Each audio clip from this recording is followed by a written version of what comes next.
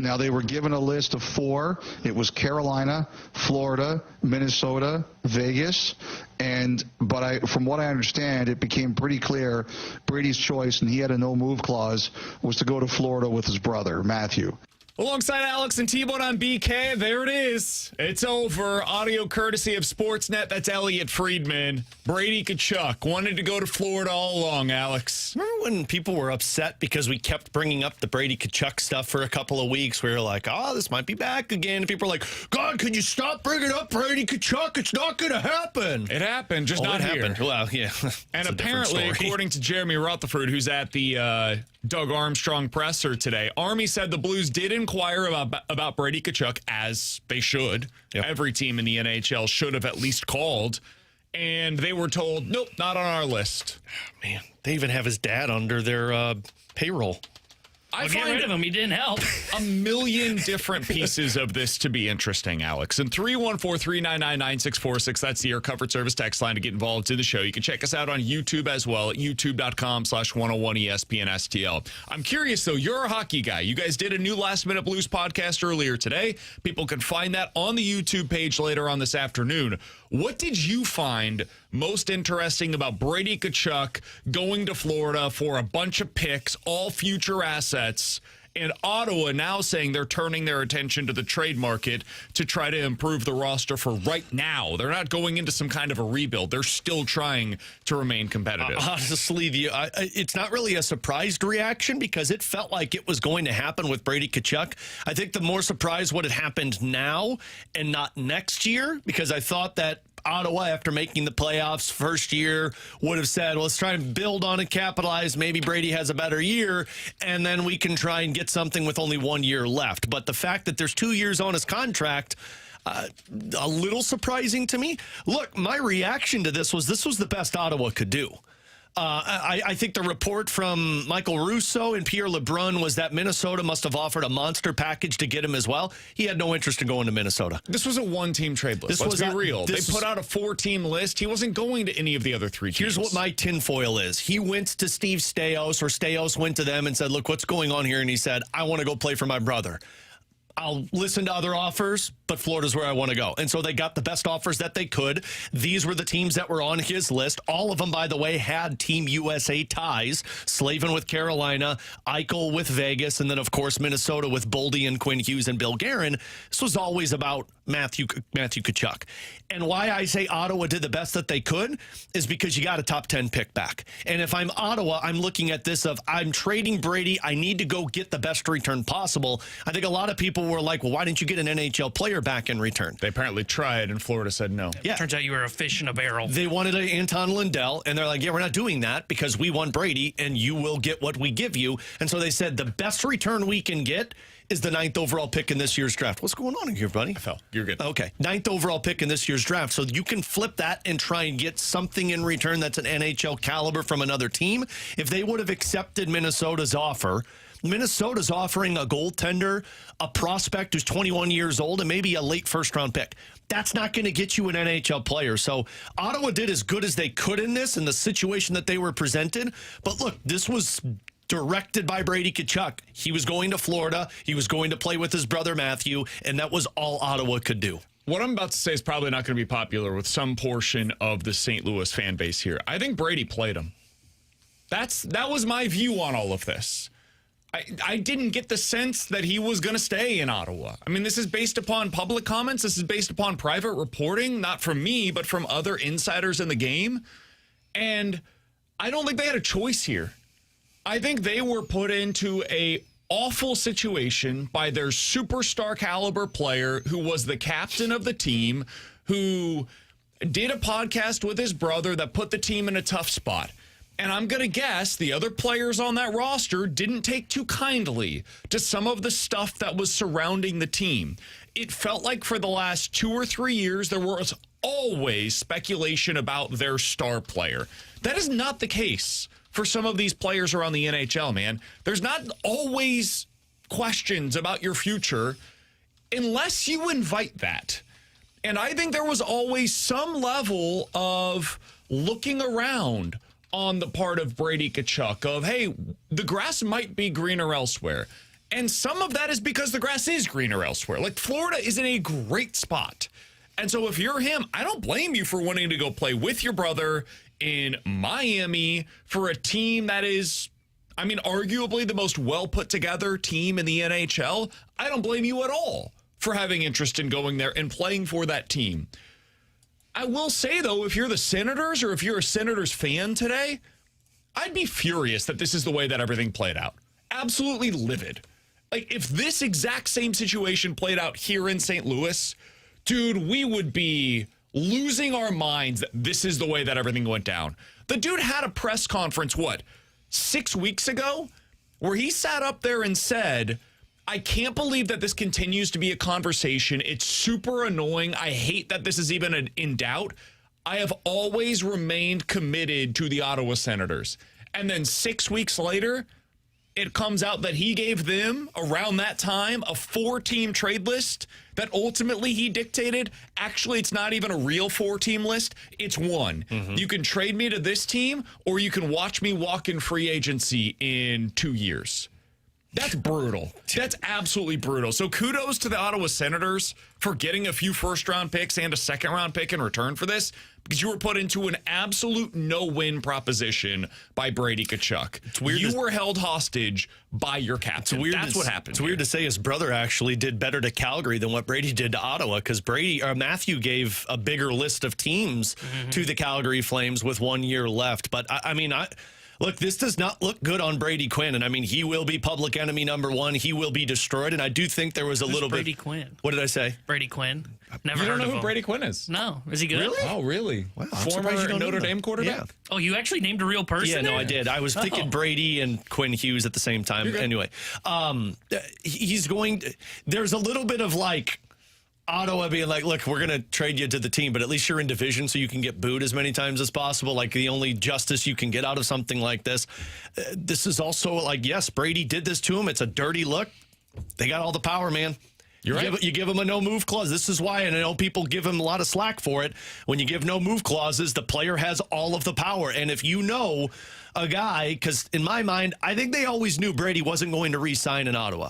Brady can say as much as he wants. But he continuously said, I'm committed to this team. Sure. And as a general manager, I think in the back of my mind, I got to be like, yeah, but do we really believe he's going to be here? And that's where, I mean, I don't know. If I, like Doug Armstrong, I feel like would have probably moved him before, because Doug Armstrong is ruthless, and in the back of your mind, you wonder at that point. You couldn't move him before. He has a no-move clause. Well, that's the thing, but that's where the power is at. When you give him the no-move, all you can do is sit here and act as if he's going to be here. We can say the Blues are right by not giving out no-move clause. No, what they are is they're behind. They're behind on the times, because this is where the NHL is going, is the power to the players. With no moves and no trades, that's where the NHL is now. It is they also now haven't had a player that's been worthy of a no-move outside of Petro, to be fair. And I think they give him the no-move clause when they get to that point. I agree with that statement. And those players don't ask to be here, including Matthew and Brady Tkachuk, who both could have.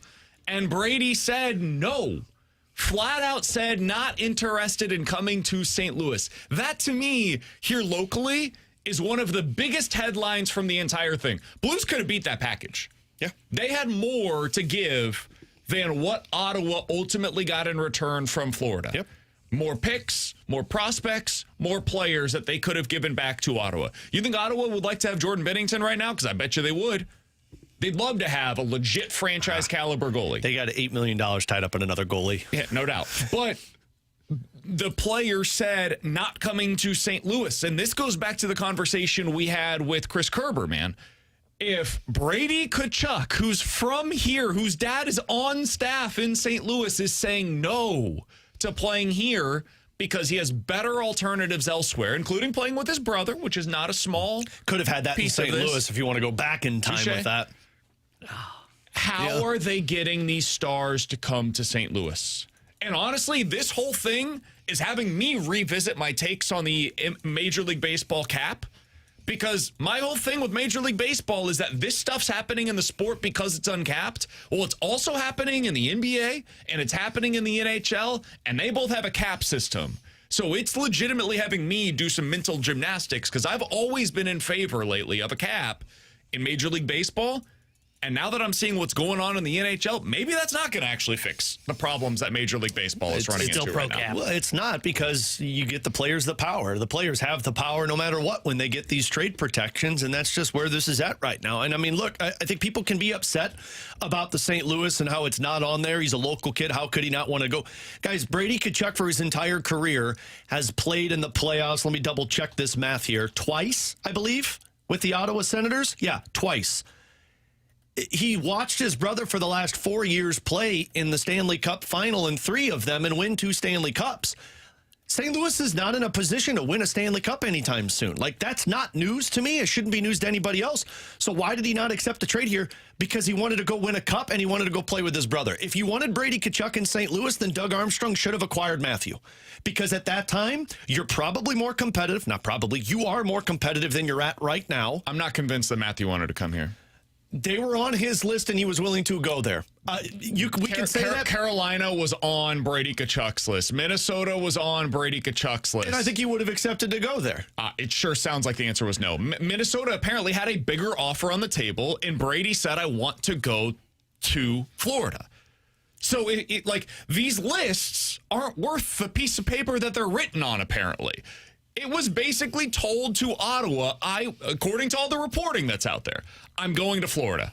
I will either go there now via a trade, or I will go there in 2 years when I hit free agency. It's your call. You get to decide how you want this to go down, but that's where I'm going to be playing. I will be playing with my brother in Florida eventually. I think there was a stronger chance he was willing to go to St. Louis at the time than what Brady obviously was with this one. Yeah, this was a flat-out no. This was a no, and it's because your team is nowhere close to where Florida is. Frankly, you're probably, what would you guys argue, 7th or 8th in the Western Conference in terms of closest to winning a Stanley Cup with all the teams in front of you? Colorado, Dallas, Minnesota, Vegas. I would throw Edmonton in there. You may disagree with that, Alex, but those are the 5 that I would say are almost inarguable. Yeah, I'd put that there, and I think Utah's probably a little bit more ahead of you, and I think Anaheim's probably a little bit more ahead of you. Beyond that, at least you can have a conversation, but those 5, I think, are clearly ahead of you. If you want Brady Tkachuk in St. Louis, you got to start finding ways to win hockey games and be better.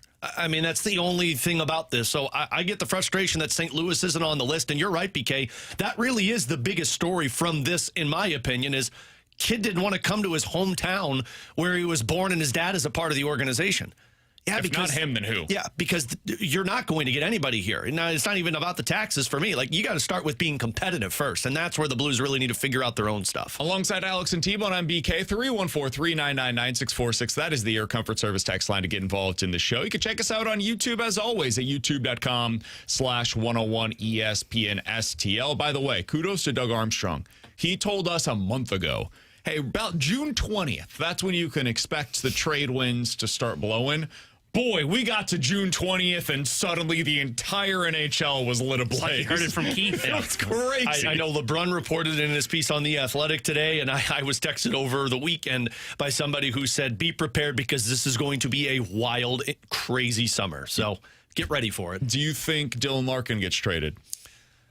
Yeah, I think no. I think he does, because I don't think Yzerman wants to keep that on the roster. I think somebody will buck up and pay once these centers are gone. Because right now, there's only 2 centers on the market. It's him and Trocheck. Do you think Werenski gets traded this offseason? That to me, no. Do you think Hellebuck gets traded this offseason? That one I'd say no to also. Do you think Austin Matthews gets traded this offseason? No. Reason I'm going down these names is because this is Team USA. Yeah. And that is quite the subplot in the NHL right now. Is that all these dudes that are requesting these trades, they all have one thing in common. Quinn Hughes, where did he play? Team USA. As Greg Wyshynski said today on Twitter, that group chat has to be something to see. Yeah. Florida's going to have to buy a huge podcast studio for this upcoming season. Thankfully for the Blues, they don't have any players on Team USA. All right. Coming up in 15 minutes, a huge college domino just fell earlier this morning. What does it mean for the local schools? We'll get into that coming up at 11:30. Coming up next, though, are we witnessing the beginning of the regression that was probably always coming to some degree for the Cardinals pitching? We'll talk about that next year on BK and Ferrario.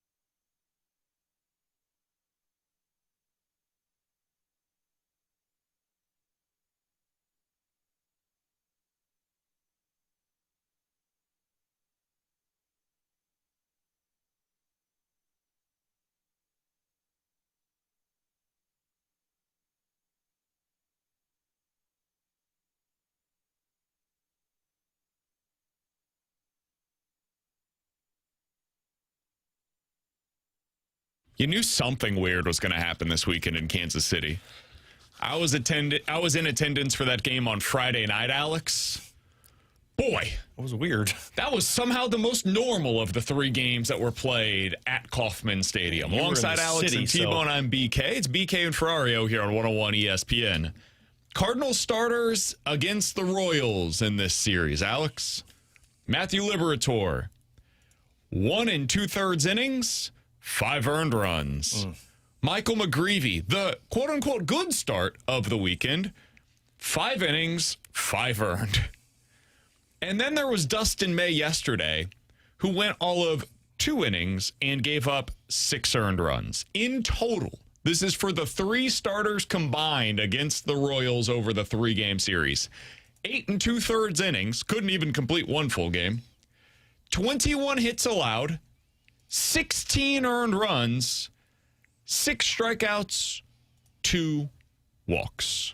Against an offense that was bottom 10 in Major League Baseball going into the weekend. Yeah. Absolutely Very pitcher-friendly terrible. park. Yeah. Alex, I think for some, they saw this over the weekend and said to themselves, yeah, this was always coming. This is the regression that was bound to happen for the St. Louis Cardinals. You look over at Baseball Savant where they've got all those nerdy numbers and all the underlying stuff. Red is good for pitchers. Blue is bad for pitchers. When you look at the graphic that they have down the side, a lot of blue for pitchers on the St. Louis Cardinals, especially Matthew Liberatore, Michael McGreevy, and if you want to throw his name into the mix, Kiley as well, who did not obviously start over the weekend. How did you view what we witnessed from the Cardinals pitching over the weekend? And this was not specifically just the starters. The bullpen also was not particularly good, but let's discuss especially the starters here. I mean, how did I view it? Concerning. This was a series that you should have swept, and instead you lose 2 of 3 and nearly worse swept, if not for, some tight butt cheeks with Riley O'Brien on the mound on Sunday. I don't think this is Dustin May. It's the first time Dustin May has been lit up like this since the first 2 starts of the season, and this just felt like a bad outing, and I guess the same can be said for Michael McGreevy. But, I mean, it is concerning to the sense of I'm looking at the 3 guys that at the beginning of the season I thought were going to lead this rotation to potentially what could be a really fun, magical season. One of them, in all intents and purposes, should just be out of the rotation, and Matthew Liberatore, but he's going to be in there. And the other 2, I think I'd be lying, and I think some Cardinals fans would be lying if they said they felt comfortable now moving forward with those guys. Talking about May and McGreevy? Yeah, just because you just don't know. It's been an incredible season for Dustin May, but you also know that it feels like something could go wrong at some point. I don't have that concern with Dustin May. Yeah, I found him to be a weird one. I've had it all season, and he's been incredible, and it's been really fun to watch, but you just always wonder if it's hard to believe you go on a Cy Young run the rest of the season. I don't think that either, but I think he's going to be good. I think he's going to be around a sub-4 ERA. I think that's likely for him. I thought this was his last 2 outings were legitimately special. And sometimes that comes with regression on the other side. And this was regression that hit really, really hard on the other side of that. It was a really terrible start, but it was really the first one that he's had since his second start of the season. So we're talking about 2+ months of great starting pitching out of Dustin May. So he, to me, is almost like in a separate category. I do feel that way, though, about Michael McGreevy. I've really enjoyed watching McGreevy pitch this year. But when you pitch the way that he does and you're inviting a ton of contact, games like that are going to happen. And then I think the positive about it for McGreevy, even when he had what we would all consider to be like a down game for him, it wasn't terrible. They had a chance to win that game. Hell, they came up at the very end with the chance to win it. He gave him 5 innings and 5 earned runs. That's a hell of a lot better than what you got out of Matthew Liberatore or Dustin May. But he, to me, is the one that, is the 3.35 ERA real? I would say no. I understand any of the pushback that comes my way. He has earned that based upon his performance this year. But if you ask me the rest of the way, is he more likely to have a 4.5 ERA or a 3.5 ERA? I would go 4.5. I think that's far more likely for Michael McGreevy. Yeah, I would agree with you on McGreevy. And I think you noticed with McGreevy, for example, and I think this has been the case for most of his career, is a pitcher like him that has to rely on living on the edges and painting the corners, when their command is just off slightly, they're going to have outings like he had over the weekend against the Royals. And that's what you saw on that start on Friday, right? He was a little bit off, you could tell. And it wasn't so much the fact that he didn't have the same demeanor. It was, hey, man, his location just wasn't good, right? He couldn't hit the exact spot where he wanted the pitches to go. And when you don't have a ability to miss bats, like a guy like Christopher Sanchez or guys like that who can get away with mistakes because they just throw hard. Mizorowski, another one of them. Then you're going to get hit around a little bit at times. And, I think the same can be said for Dustin May as well. Now, I'm not as worried about him because he's got a little bit more chase in his game with his stuff, although he still doesn't miss a ton of bats. I feel fine about him, but Greavy's the one that I really agree with you, that I do see regression coming. And to Alex's point on Libby, Libby's just not a big league starter. I think we've noticed that at this point in his career. Cardinals clearly disagree with that assessment, but I think we're all on the same page. I also think Leahy's a starter, too. I just think they think they're starters now until they get more guys ready to go in the minor leagues, and then they might change their mind. See, I don't know. I don't know what to do with how they view those two starters. I don't get it. Well, at some point, you're going to get with Matthew Lubator the same way we felt with Eric Fetty, to where it's like, you can't keep throwing this guy out there. Like, it's just getting bad. Like now you're not even able to get 3 innings from him, and the game is out of hand before he can even get off the mound in the first. Yeah, I would be looking to do something different. I mean, this next one I think is a really big start for Matthew Liberatore. He starts on Wednesday against the Arizona Diamondbacks. It's a home start. If this one goes poorly too, I just don't know how you can convince yourself we've got to throw that guy back out there for his next start. Maybe that means skipping a start, and he goes right back into the rotation afterwards. Maybe it means switching the catcher with him, which might do nothing, but I think you've at least got to try it. Maybe it means going with Dobbins or trying out Quinn Matthews or Bryson Motts. I think you just have to change something about it at some point. Like, this is now a calendar year where he's looked like this. It's not a one-off. It's not a month. It is a calendar year where he's been one of the least productive starters in Major League Baseball.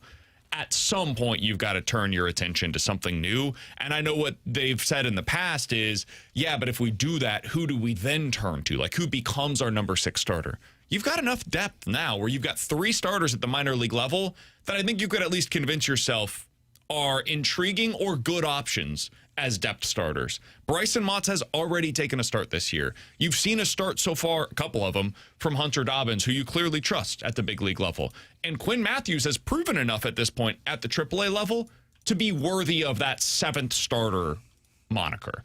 It would take a decent amount to get to him, but I think that's fine, especially as you're now 6 weeks away from the trade deadline. It's not as though you've got to cover a ton of time here. Well, and if it was worst case scenario, let's just say they don't think Motts and Matthews, even though they called up Motts once, let's just say they don't think those guys could start long periods of time, right? Difference between doing a spot start compared to, hey, what if we do need that guy to come in and start 10 games for us? All right, well, if I put Dobbins in for Libby goes to pen. I'll just restretch out Libby, right? Exactly. I mean, it's not as though he's had a bunch of pitches in his last few starts. Yeah. So that's the thing that I don't understand is, okay, sure, in years past, I totally understood what they were saying, right? But now I'm with you. I don't see it at all because I feel pretty good about their depth. I see at least 8 guys. And even if they were to say, hey, we're not sure about Motts and Matthews, who's just recently started to really get going, let's let him kind of build on confidence down there before we were to make him that guy. All right, well, I'll just restretch out Libby. You guys did that all the time in years past. Was it ideal? No, but you could at least do it. And we can say he's not a number 5 starter in baseball. He's definitely a guy that if a team was in a pinch, could at least throw him out there and hopefully not end up with constant outings like he had over the weekend. Speaking of pitching, it has not been a good 10-game stretch for our guy Riley O'Brien, who yesterday made things interesting once again. Now, he got out of it. All's well that ends well. Earned the save. Got out of it like John Gant used to get out of it. That's not an unfair comparison. No, it's not. And I tried to argue for Gant when he was doing it. Now, the Cardinals are 8-2 in Riley O'Brien's last 10 outings. That's but how did you feel during those 8-2? That is the most flawed stat I've ever heard. How'd you feel during that 8-2 run? However, in those 10 outings, he went 10 innings, 11 hits, 9 walks, 8 strikeouts. 3 players were hit by a pitch, a wild pitch, and 9 earned runs. That's good, if you want to call it that, for a 7.8 ERA, and the underlying numbers, fielding independent ERA, 6.5. So it's been basically as bad as what it would suggest. He had been better lately, Alex. Last few outings had looked a lot better than it did previously, But then you get that one again yesterday against the Royals. Would you consider making a change in the closer role, or are you still riding this thing out with Riley O'Brien because he earned the opportunity and he can work through things in that role? I think I keep riding it out with Riley O'Brien, mostly because of what you said, the 8-2 record. It can be ugly all you want, but did he get the save into the game, finish with a win? And I don't think you're going to make a change if they're finishing in wins. If this was different and he was 2-8 in those 10 games and they were all blown saves, I think we'd be having a conversation. Plus, who else do you feel comfortable with putting in that spot? I think that's the bigger thing for me. And like maybe Soriano, but I don't know how I feel there. I know T-Bone's going to bring up a guy that, to me, no way. There's nobody in this Better bullpen. than your guy. Don't throw my guy I'm not on the putting my bus. guy in that spot either. I'm not putting anybody in that spot And to on be this clear, roster. Alex's guy is the one that blew up over the weekend with And he's blaming Gordon it on Rosefo. Libby. Also, the guy that didn't get blown up on Sunday. He was the clean one, unlike many of the others in that outing. That is correct. Your boy gave up a walk and a hit. Who? Stanek. Yeah, see, that's who I would consider at this point. And I think you make the change. Because the whole 8-2 record thing that's crap. They're winning, and some of these games are like up 4, and he gives up 2. Okay, well, sure, they won the game, but he looked like he was terrible on the mound. I don't know how he that's looked like crap. he was blindfolded on the mound. I don't know how that's crap when they're 8-2 and he comes in the 9th. It's like saying the he gets to come into bartender. the game with a lead already. Okay, their chances of winning are better. He didn't blow it. Alex is basically saying, hey, the bartender at Panama City Beach, we still made a ton of money while they were bartending, even though he was like pouring the drinks on himself repeatedly.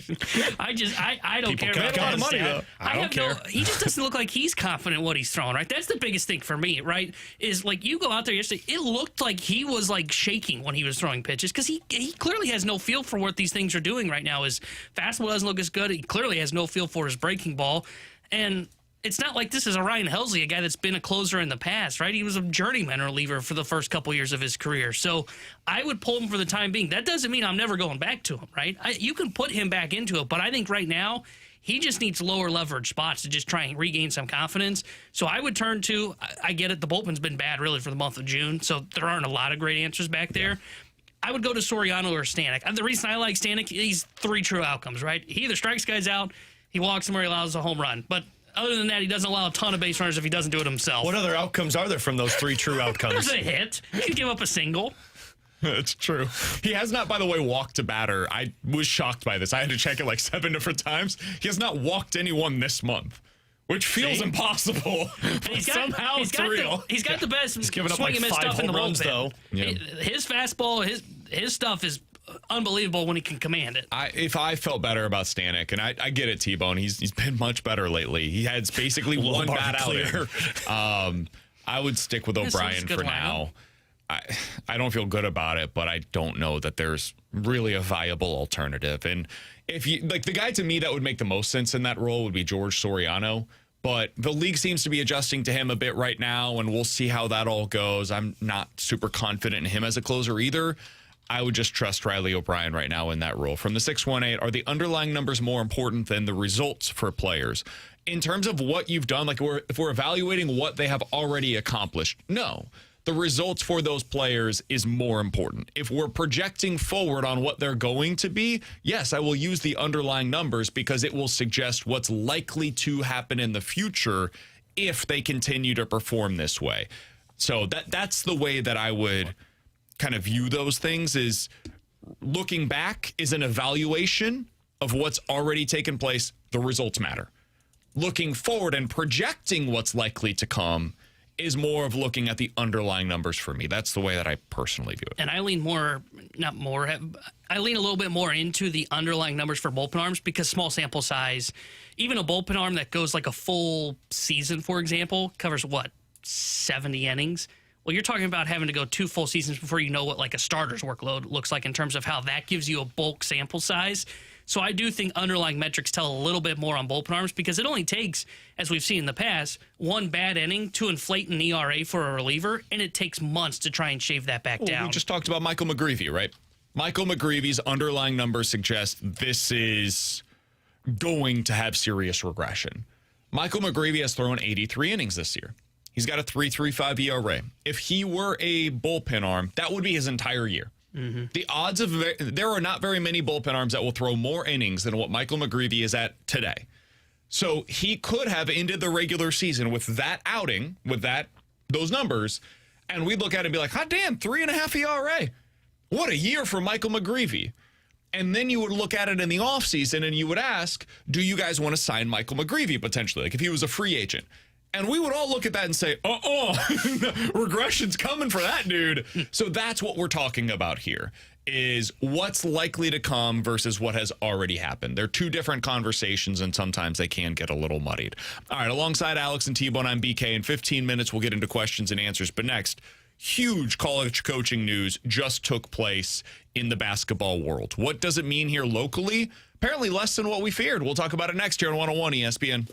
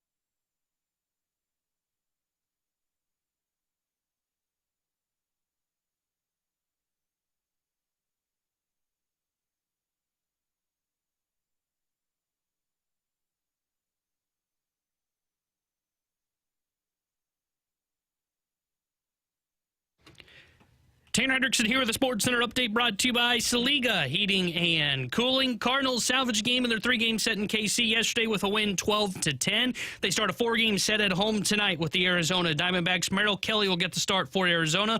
Andre Palante gets the start for St. Louis. 6:45 will be first pitch. The Sports Center update was brought to you by Saliga Heating and Cooling, a Daikin heating and air conditioning dealer.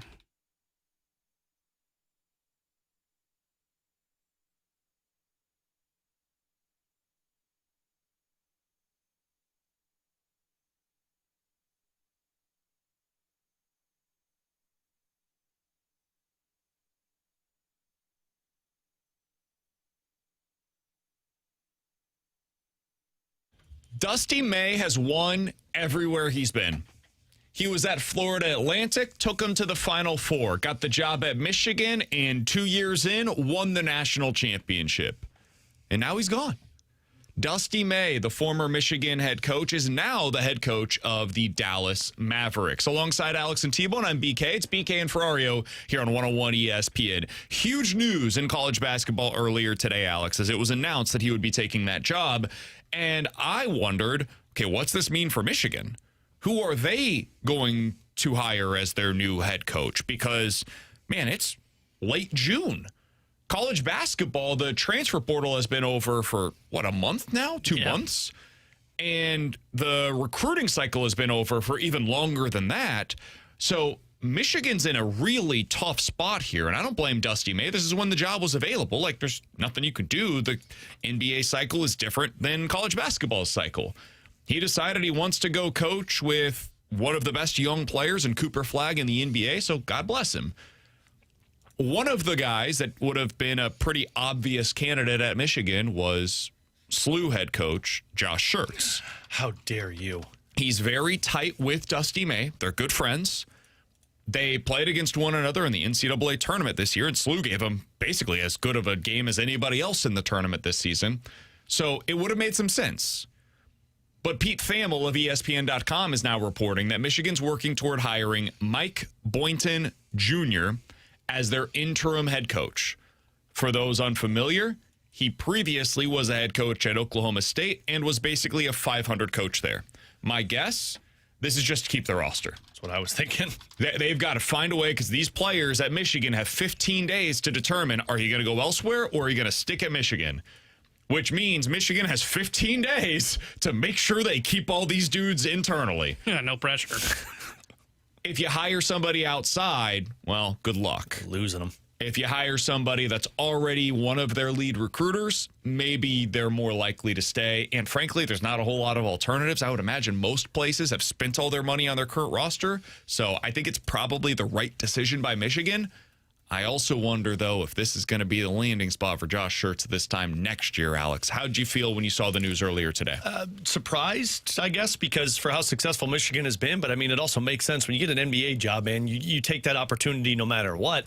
The Mike Boynton thing makes a lot of sense because, like you said, you were way past the portal. You're way past any opportunity to put a roster together. You kind of have to go with an assistant, which they name it the interim head coach, because once the season's done, then you can like freshly make your roster moves. And honestly, it would make sense in Josh Schertz's front, right? Like you have another successful season with SLU. You showcase your ability to win if you're able to without a Robbie Avila by I can shape this roster how I want and still win. And then if you're Josh Schertz, man, the price may go up even more if Michigan and that's the guy for you. So not great for SLU fans, I guess, because now you're going to live in a year of fear of wondering what's going to happen. But, man, if you're Josh Schertz, this is the perfect situation to be in, right? Like, coach where you're at, be comfortable, showcase your ability to win, raise the money that you're going to get, and then go out there and get one of the best jobs that's available to you. Also, prove you can do it without Robbie. Yeah. That's a big part of this. If I'm Michigan, is where I'm like, hey, I've got somebody internally that can keep the roster where it's at. There is some risk with Josh Schertz that what's this going to look like when he leaves? The guy that, I mean, made things work at Indiana State and now at SLU. It was also a big part of why they were successful. This is your first real chance to be able to do it without him. Show me you can do it. And if you do, we'll hire you. And if not, well, then we'll turn our attention elsewhere to some of the other candidates that could be out there. But I think that's a big part of this from both sides, is it makes sense for Michigan to go with the interim, and it makes sense for Josh Schertz to have to prove it for one more year. And if he does, I would also say this for SLU, if you can hire somebody from a lower level, like they did with Schertz, they can come to your school and for, 3 years have success and then go on to get, one of the most sought-after coaching gigs in the Power Five. That's a hell of a sell point for whoever their next head coach could potentially be at SLU, if this is the direction that it ends up going next year. It's not the worst thing in the world for SLU either. It sucks that you'd potentially lose your coach, but it would be a good selling point for the next candidate that they could also have this kind of a rise through the ranks. Yeah, I actually think Schertz is one of the biggest losers of all of this. And the reason I say that is because it's not a guarantee he has success without Robbie Avila. And that might right there knock him off the list for Michigan if it goes to next offseason, to where if he ends up being like 5th in the A-10, they don't make the tournament, Michigan's going to turn their attention to somebody else, or they just hire this guy if he has success. Yeah. So I think he's one of the bigger It's not losers really a of loss all for this. short shirts, though, because you stay where you're at and you've shown the ability to win. The reason I say that it is because, like, this is maybe his highest in terms of going for compared another to job. if he got the job now.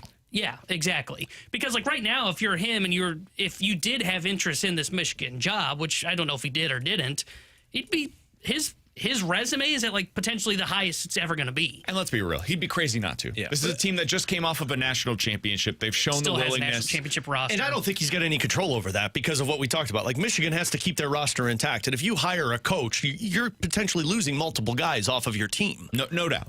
I think this makes sense for Michigan. I think if you're Shirts, you've got to have the utmost confidence in yourself because if you don't, then who will? And you've got to believe that you're going to be able to get things done this year.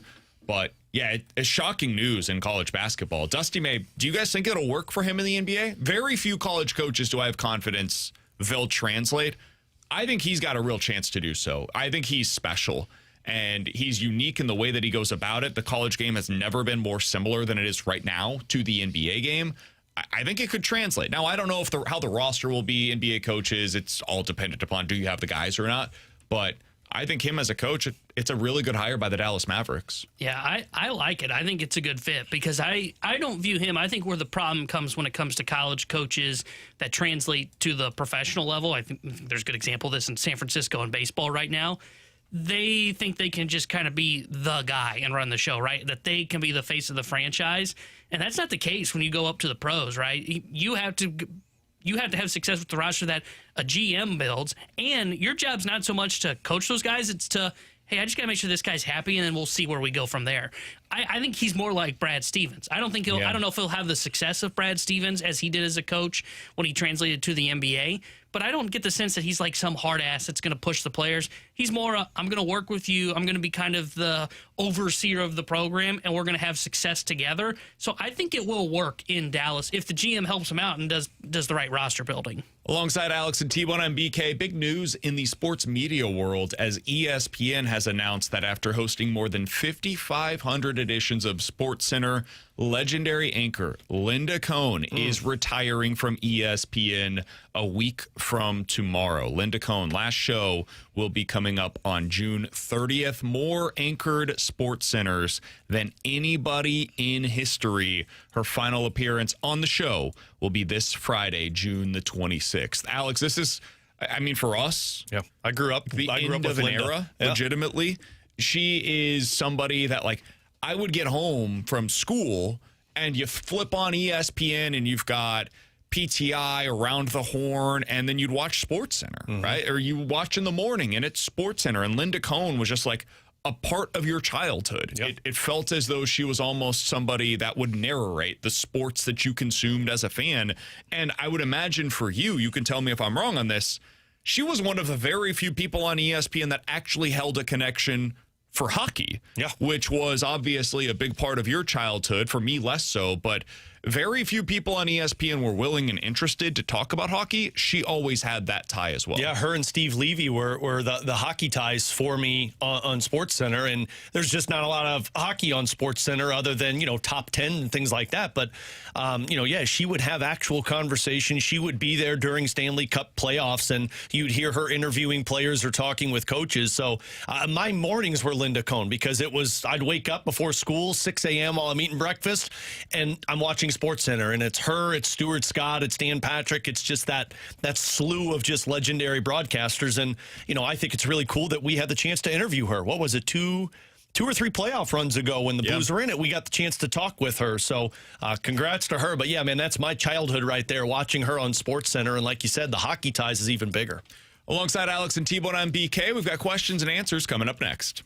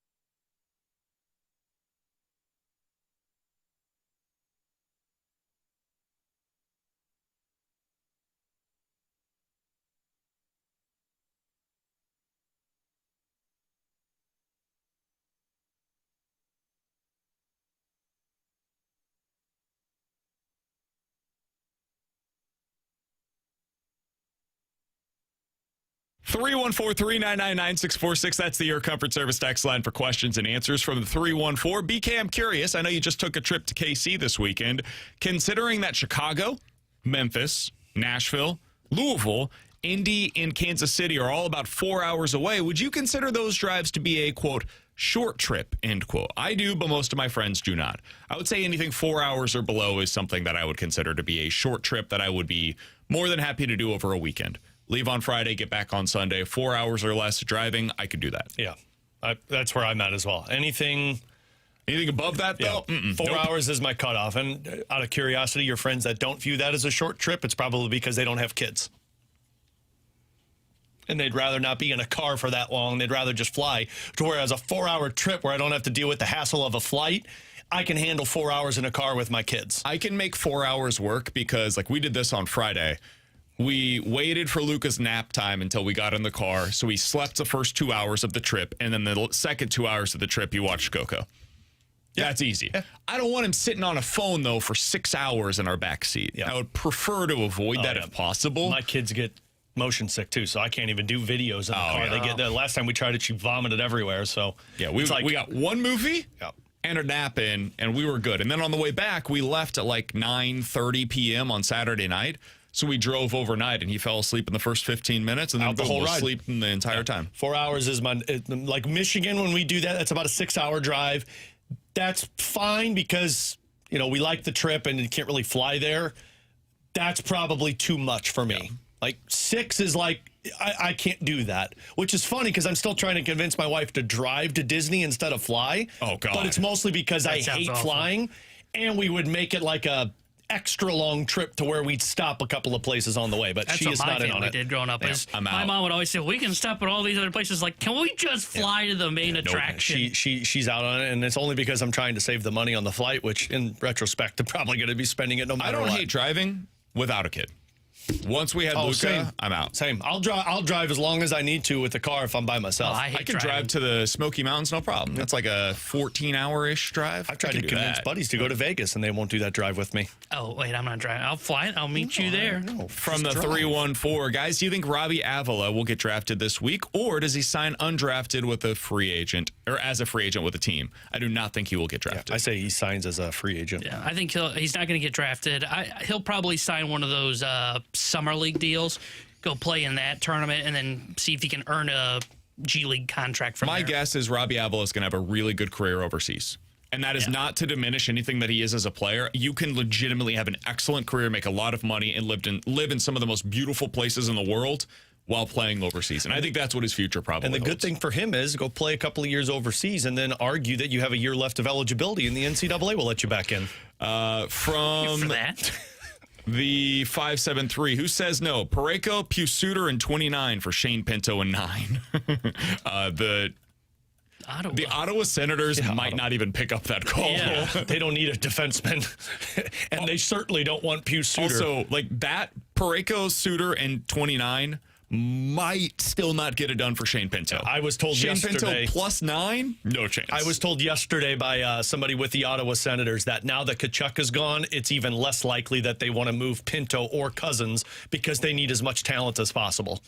From the 801, guys, are we now entering a super team era in the NHL? I think so, yeah. Yeah, I think so. To me, it's different than the super team. And I could be wrong on this in a couple of years, but to me, hockey is very difficult to just be a consistent Stanley Cup champion with super teams. Now, I know Florida just did it in terms of back-to-back cups, but you saw what it looked like the third time around. Like, injuries take toll, and I do think hockey is one of the toughest things to win, even if you're stacked offensively with tons of stars. But yeah, I think you're seeing an era now where guys are going to go want to play with their best friends, and teams can make it work because they have the cap space. I agree. I think you're in the new era in the NHL, and it is the super team era now. I'm kind of with you. I don't know if it's going to necessarily lead to success of Stanley Cups constantly going to Florida because, as we've seen, I think Vegas has already kind of been the first one to build a super team, and they haven't won a cup. They won one cup with Eichel, and they didn't get back there for a year, and then they got back and lost. And let's also remember, like, the Detroit Red Wings were super teams for a long time. Like, pre-cap, They used to be the super team where every free agent would go, right? They had Fedorov, they had Hull, Yzerman, Shanahan, Lidstrom, Tomáš Hasek. Colorado had this when it was Forsberg and Sakic, and I think they had one season Teemu Selanne and Paul Kariya with them. Post-cap, even Detroit still had like 5 Hall of Famers on their roster. But wasn't that while they were smoothing into it? And it was also where some of those Hall of Famers were like on the last couple of years of their career. It's just not to this degree to where you've got all of these guys in their prime making very minimum AAV compared to what their market looks like and locked up for a long term. That's the part that's rare. From the 618, Alex, do you think we could use Kyrou to get Byram? Yeah, I think there's a chance you can make that work. It's just a matter of, do they want Byram? Will he sign a contract? And does Kyrou want to go to Buffalo? But yeah, I think that's a piece that Buffalo would want to replace Tuck and save a couple $1 million on defense. The one thing I'm worried about with Byram is what I think it was Pagnotta or Dreger that said it over the weekend. Like, Byram wants to go somewhere to where he is used as the number one defenseman. Like, he views himself as the alpha on a team.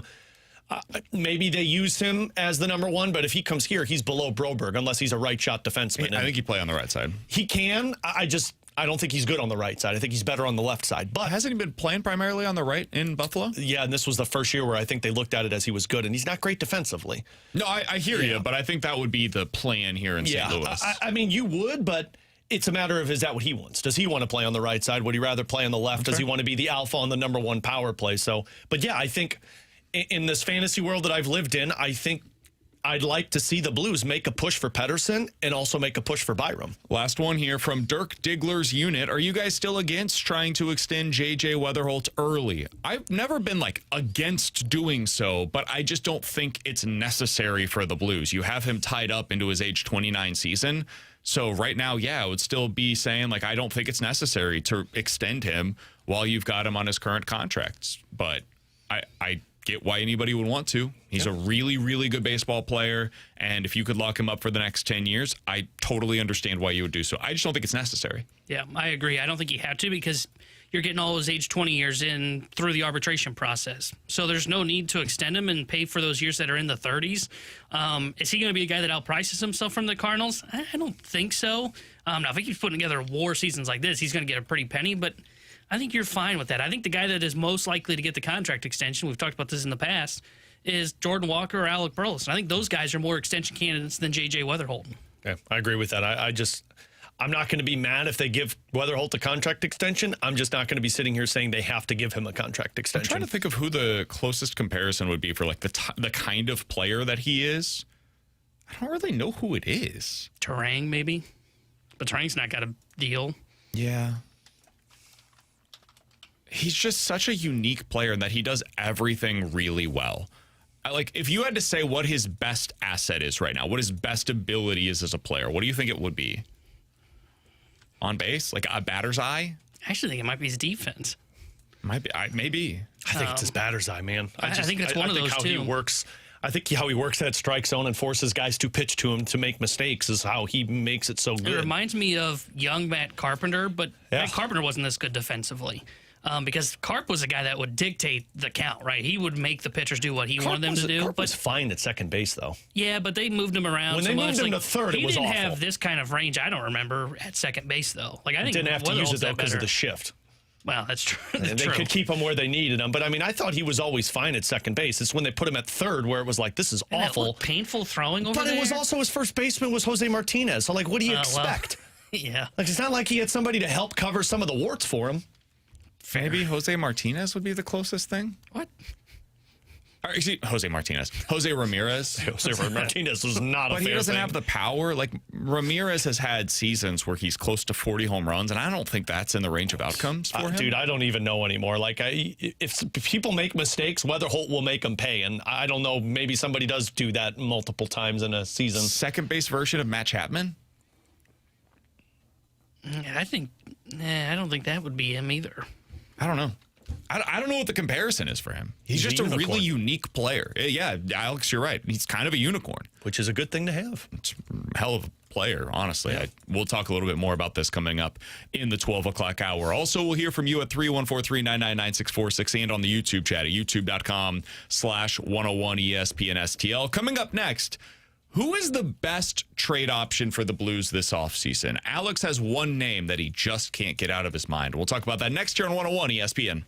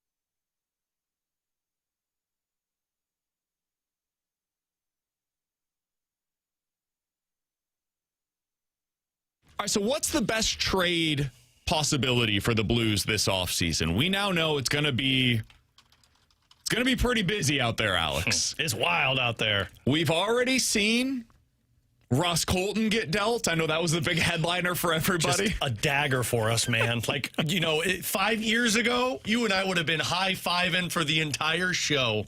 But instead, now he's just a washed-up commodity. Yeah, he got dealt. We were wrong. Brady Tkachuk got moved. That's another one that's also happened out forgetting there. about the backup goalie by Philly that got moved. There's also that. Joseph Woll got moved.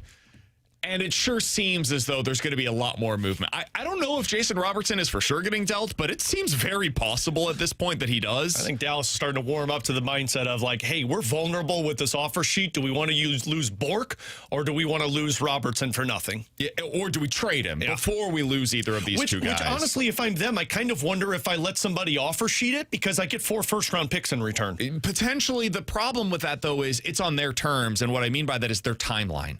So if you're Dallas, like, you don't know when that's happening. Yeah.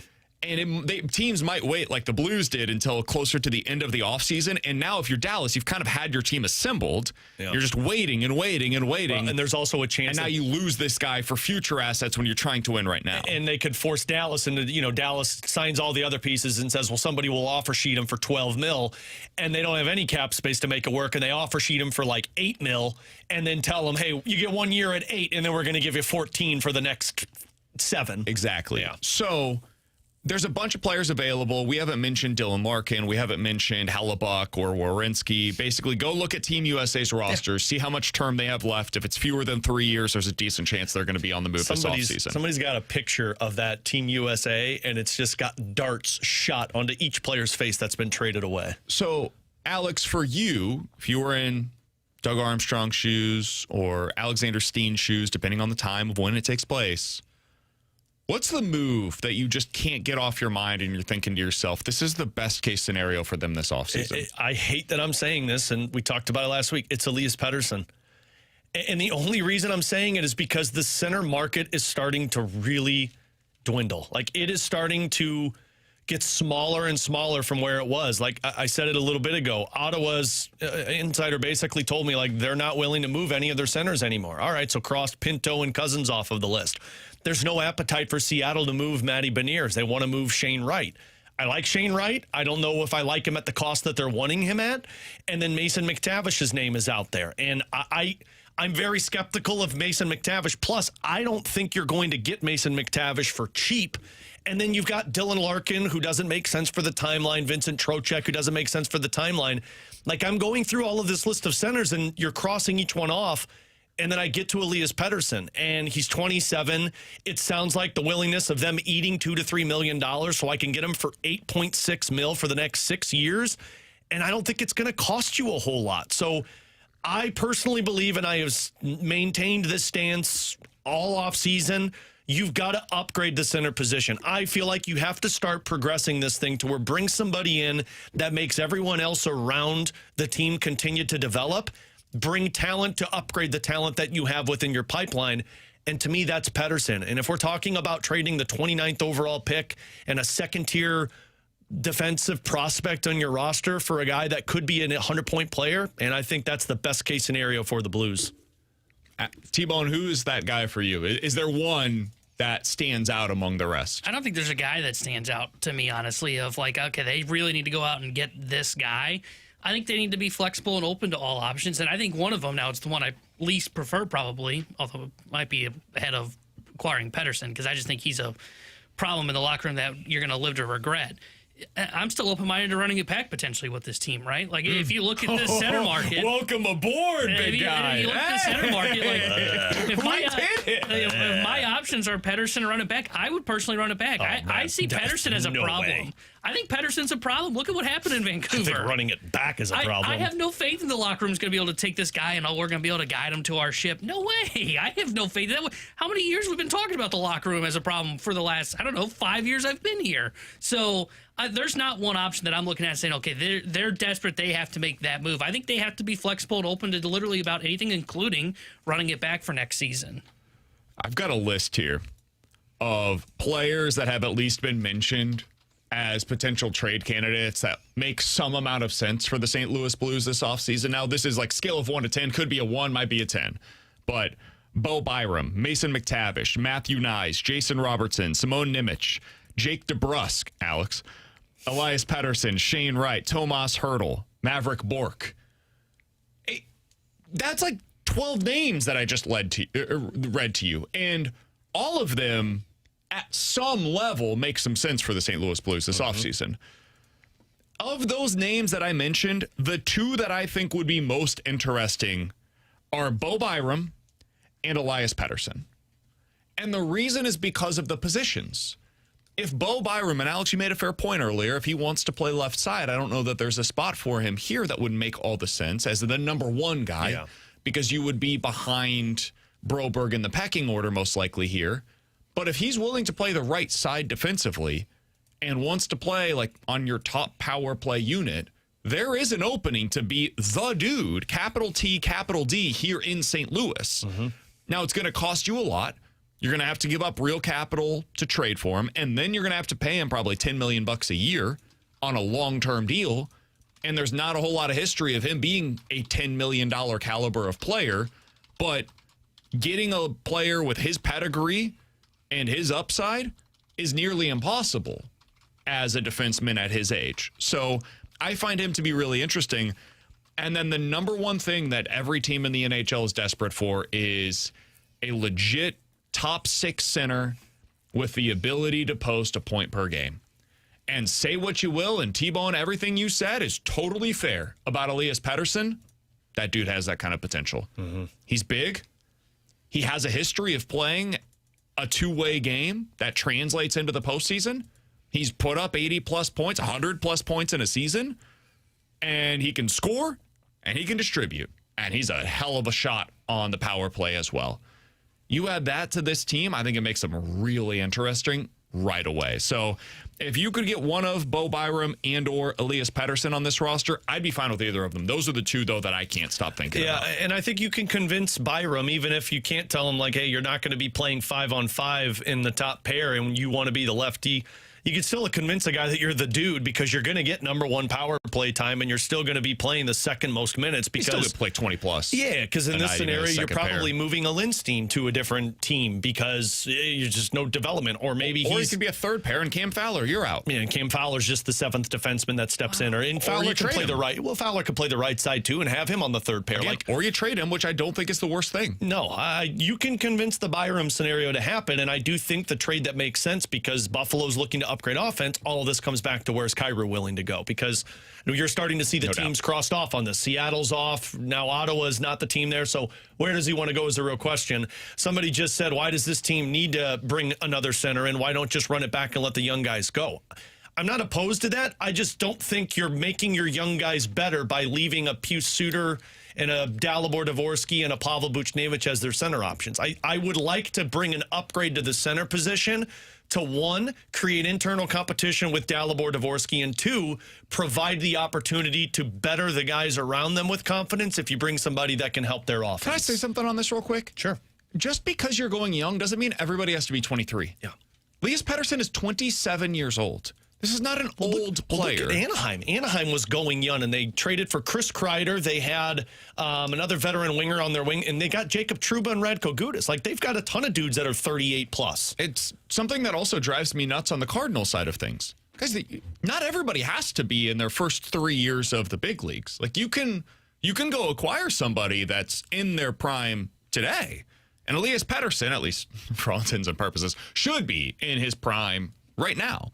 Next year should be a continuation or maybe the beginning of whatever the best version of Elias Pettersson is at the NHL level. You should get about 3 years of that. That remains. Now, after that, could he go on the decline? Sure. But the next 3 years are meaningful.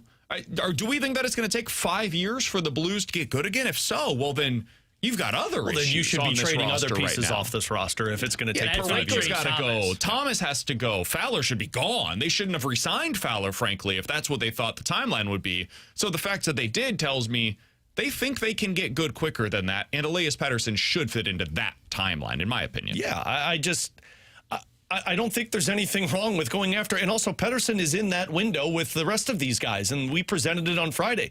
If you're telling me I could have McTavish at 23, who's making $7 million, and you could have Pettersson at 27, who's making $8.5 million, I'd go the Pettersson route. And I understand there could be some toxicity you have to worry about with this. I will trust the Steen staff if they decide to go down that path, that they've done their due diligence before they just go acquire this player. I don't know if that's where they go. Maybe Pettersson is a problem, and they've discovered it, and they're done sniffing around it.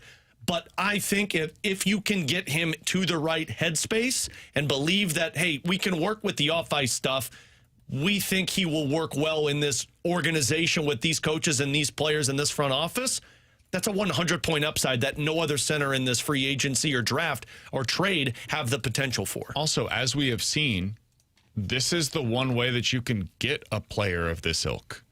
Like, guys like Brady Tkachuk and Quinn Hughes are not coming here on their own volition. Yeah.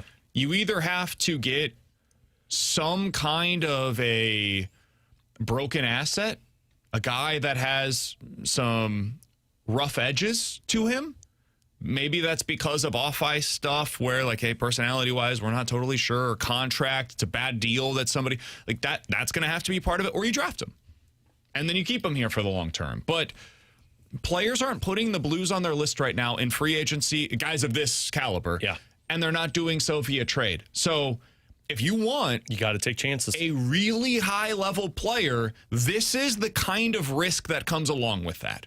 You might be wrong, and if you are, you're screwed. Mm-hmm. But if you don't have a player of this caliber, you're also screwed.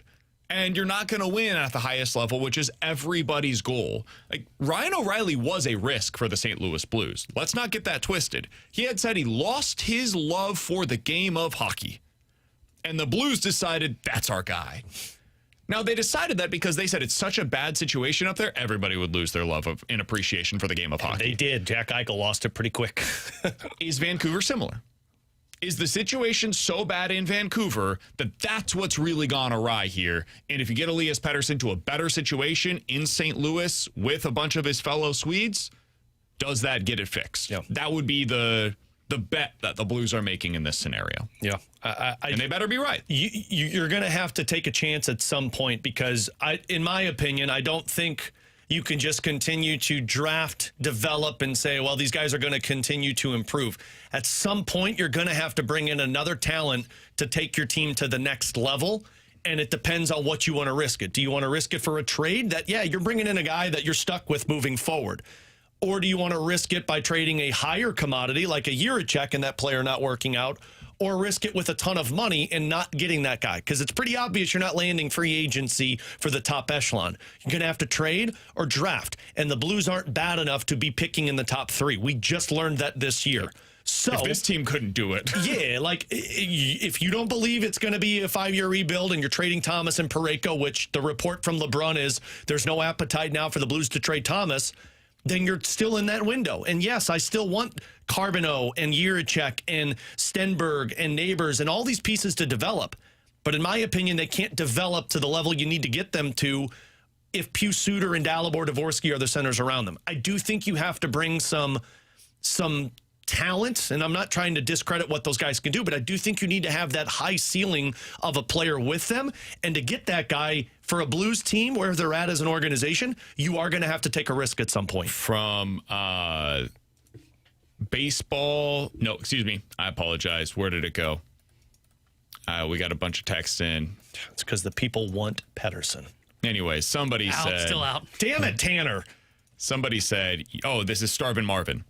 Could be adding another Booch. Could be adding another Robert Thomas.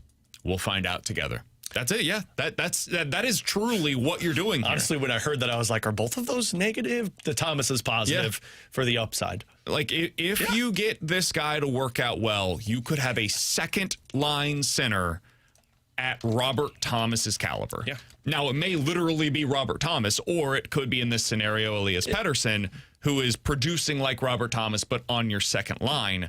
Or you could be trading for an $11 million Pavel Buchnevich. Well, but let's also... I don't know which one it's going to be, but that's the risk that you take. Let's also remember that Pavel Buchnevich, when they acquired him, was a hell of a player. The problem for Pavel Buchnevich wasn't the guy that they got. The problem for Pavel Buchnevich was the extension they gave him. But this guy's already on that extension. Sure. And it may be every bit as bad as Pavel Buchnevich's deal. Rather than take a step forward, it might be a thing that takes you a couple steps back. But he's done. His contract is up at 33.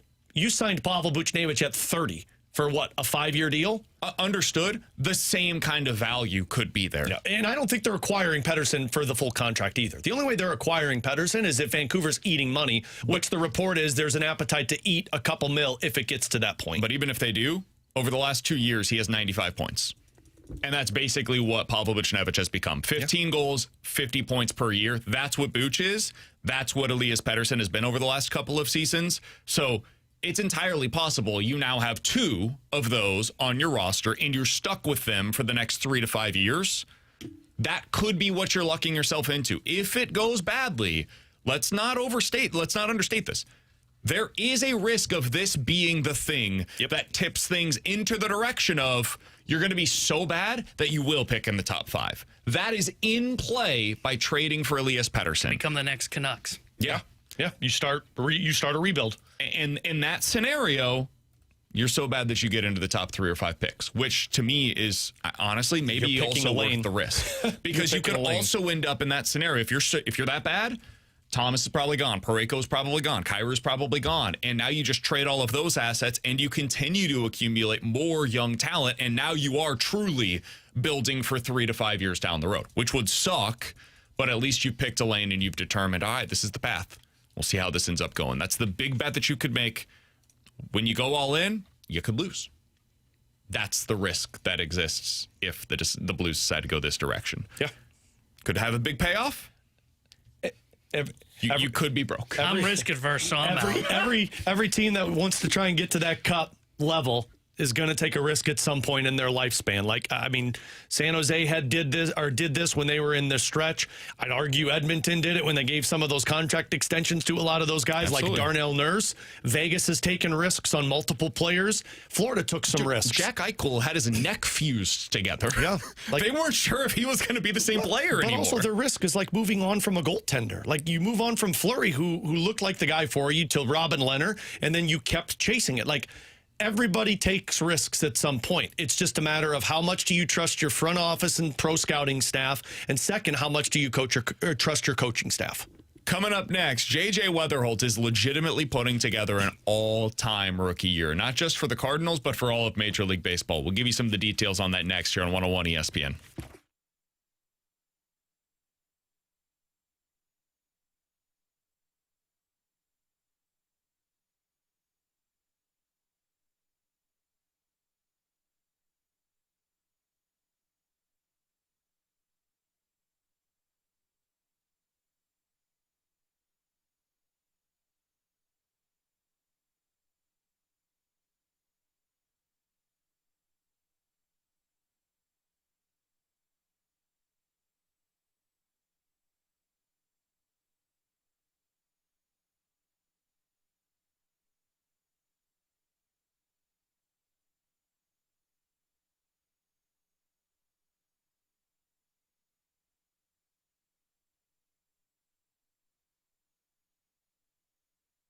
Alex Ferrario with you to talk about my friends over at Classic Air Care, where you can check them out right now as we're still in that really nice weather outside, but this weekend, it's going to jump into the 90s. It's going to feel awful outside, which means your HVAC system needs to be ready for all of the work that it's going to be doing. And if you've got an older one, or maybe you got a newer one that you had installed a few years ago, but you just haven't really done much with it, well, it's time to call Classic Air Care. Get the professionals to take a look at your HVAC system, to clean it out, to fine-tune it, to make sure everything's working for you, and provide you the proper maintenance details to maintain it year after year. I'm a part of their maintenance agreement to where twice a year Classic Air Care comes out in the fall and the spring, cleans it, makes sure I'm good to go, and it's done wonders. But when we've had issues pop up, which they happen no matter what age your HVAC system is, you get priority scheduling because you're a part of that maintenance agreement. So call them today, schedule online. They've been making people comfortable since 1926. Just do me a favor, tell them Alex Ferrario sent you. Classic Air Care and classicaircare.com.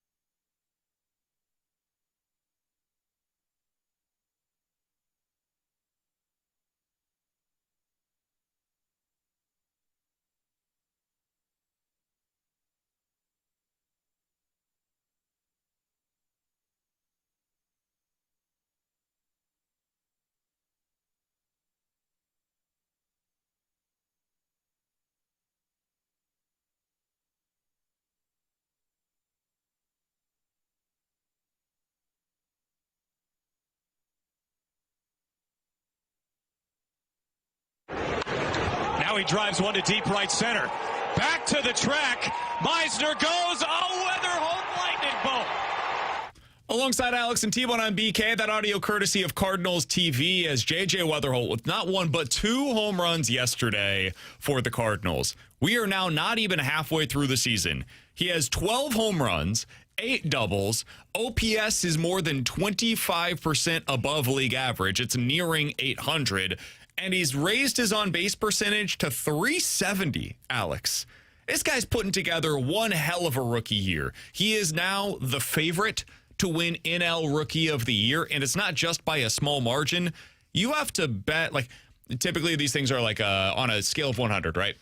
It's like a minus 150 right now. So you have to bet $150 to win $100 on J.J. Wetherholt's to win NL Rookie of the Year.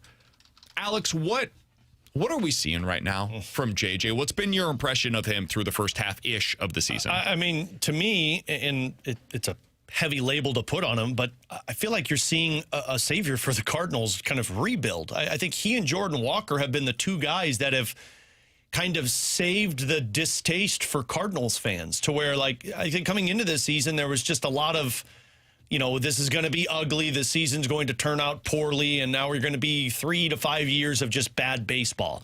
And in a snap of a finger, because of J.J. Wetherholt and also because of Jordan Walker, you're seeing an offense that has instilled some life and belief of, like, hey, this thing can actually get turned around. I mean, specifically for J.J. Wetherholt, when you draft somebody that high as the Cardinals, you need it to work out because you don't know how long you're going to be bad. You don't know if you're ever going to be drafting in that position again. And if he turned out to just be, and I think we were talking about, like, kind of like a Brendan Donovan, which kind of is right now, you were thinking it's like that's a good piece, but it's not a piece that you build around. But if this is like the floor of J.J. Wetherholt and he keeps improving from this, that's one of those centralized figures that when you look at it 3 years from now, if the Cardinals are in that winning window, I think you point to 2 guys. I think you'll point to Wetherholt and Walker of kind of shaping the foundation of what the Blues were going for. It feels a lot like what the Blues or the Cardinals were hoping with Oscar Taveras, to where there was a lot of pop there, but you were looking at an 18, 19-year-old, and you're like, that guy is going to be the reason the Cardinals can kind of keep this contention going. Yeah, and different stylistically, but similar in terms of the impact that they could have right away to change the look of the lineup. And it's guys that kind of, I don't want to say failed in the organization because I don't think the hype was there the same, but like Carlson, I feel like a lot of people were hoping was going to be a centralized piece of that. This is what I thought Carlson was going to be. Yeah. Just a really well-rounded player, maybe not quite to this level, but a player that's good at everything and maybe not elite at any one thing. And I feel like Piscotty had some of this too, and not to the level, but it was like this guy is going to be a centralized piece of what the Cardinals are going to be looking like for the next 10 years. So they have just missed a lot, and now you're finally hitting on one that you're like, okay, this is where the Cardinals are going. Man, Piscotty's actually a great comparison for what we're seeing because he was one of those players that was just good at everything. Now, he wasn't as athletic as what we've seen from J.J. Wetherholt. I think J.J.'s a better athlete, and he's a slightly better defender, although I think Piscotty was a really good defender. It was just not quite to the same level as J.J., but that's a really good one, Alex. Because I've been trying to think, what is the comparison for what we're witnessing right now? He's such a unique player. He's got more pop than I expected him to. If you throw a mistake, he's going to hit it out of the park. He is on pace now for almost 20 stolen bases this season as well. He's hitting .270. The bat to ball skills have translated the way that everybody said that they would. And he takes his walks and he almost never strikes out. So like, it's kind of the perfect hitter in a lot of different ways. Like his strikeout rate right now at the major league level, this is crazy, is 15%, guys. Yeah. That's half of what some of the previous young players were for the Cardinals that would come up and have some struggles early on. So, man, it's wildly impressive the way that his game hasn't just translated, but has taken off at the major league level. He's almost better here than he was at times in the minor leagues. Mm-hmm. And like the thing that makes it so great for where he's at right now in his game is he's not being asked to do more than he's capable of, right? And I think that's what the biggest thing is with J.J. Wetherholt. He's the perfect leadoff hitter for any team. And the Cardinals actually have the pieces to where they don't have to like move these guys around. Like remember, Carlson hit cleanup in the playoffs in 2020. Carlson was never going to profile as a cleanup hitter for the St. Louis Cardinals. I think he was going to profile, like BK said, what J.J. Wetherholt has been, and was probably going to be profiling as a leadoff guy potentially for the Cardinals. And that's why I think the biggest revelation of the season, and I hate to pull away from him, is the fact that Jordan Walker started hitting. Because the fact that Walker started hitting allows everybody else to just fall into place. Yeah. And that allows you to hit J.J. Wetherholt in the leadoff spot, and you can look at him and go, that's just a really good baseball player, rather than saying, all right, let's try Wetherholt at the cleanup spot because we don't really have a cleanup hitter because Walker didn't end up developing. So as impressive as the season's been for J.J. Wetherholt, and he does help this rebuild out or this build that they're doing, Walker's the piece that really allows everything to just kind of slide into place. And now you can look at everybody and go, okay, everybody's in their right role, and we're not stretching for too much on the offensive side. Handedness is different, but this is what the Cardinals envisioned when they signed Dexter Fowler, by the way. Mm-hmm. As they were hoping they would have Matt Carpenter and Dexter Fowler at the top of their order, and they would have guys in the middle that could drive them in. But that high on-base percentage from those two players would ultimately be the thing that other teams looked at and said, well, that's a pain in the ass to go up against. As you look at it, J.J. Wetherholt right now is getting on base 37% of the time. Did you know Ivan Herrera is getting on base 40% of the time right now? A lot of it's because he's getting hit by pitches. True. Wear it for the team, Ivan. That poor guy. Accurate statement. He has now been hit 21 times so far this season. I think it's on pace for a major league record. Ivan Herrera has been hit by a pitch 21 different times. The last player to be hit by that many pitches through 75 regular season games was Dan McGann in 1898. 1898. It's been 129 years. I don't think the career really panned out for Dan McGann, though. So he actually had this number. He had 20 or more hit by pitches at this point in the season in 2 consecutive seasons. Yeah, that guy probably. How long did he last? Brutal. I actually had a pretty decent major league career, but he was also playing in the 1800s. Dan McGann? I'm sorry. What's wrong with I you? must have missed that. Come on. Back to J.J. Wetherholt. Great name, by the way. Right? Awesome name. He's putting together one of the best seasons by a rookie in the last 25 years. Not just for the Cardinals, but in all of Major League Baseball. I looked this up yesterday because right now, J.J. Wetherholt is on pace for 7 wins this year. Now, I know people get annoyed by the wins above replacement Don't stat. get me started. But I think that's in line with the way that we feel about JJ, right? Like just producing value all over the place. Defensively, offensively, base running. He's good at everything. Here's the entire list of rookies in the last 25 years to produce at least 7 wins. Aaron Judge in 2017. Mike Trout in 2012. Albert Pujols in 2001. End of list. That's why I hate war. What's it good for? If you include guys that produced at least 6 wins in their rookie season, it expands to 2 more players, Chris Bryant in 2015 and Ichiro Suzuki in 2001. How do you know he's not any of those players? It's his first year. He's not going to be one of the best players of a generation like Mike Trout was. Or How do you Judge know? I'm not saying he is, but he's producing a season like those guys. He could be Chris Bryant. In terms of the value. See, that's what, You know what? You're just so negative on the Cardinals, No, man. I'm not. Here's where I think it's going to be fascinating for the conversation with Wetherholt. Is he a star? I think because he's going to be in the Rookie of the Year conversation, he's going to be Was viewed Dustin as that. Pedroia a star? Didn't he win an MVP? I would say Dustin Pedroia was a star.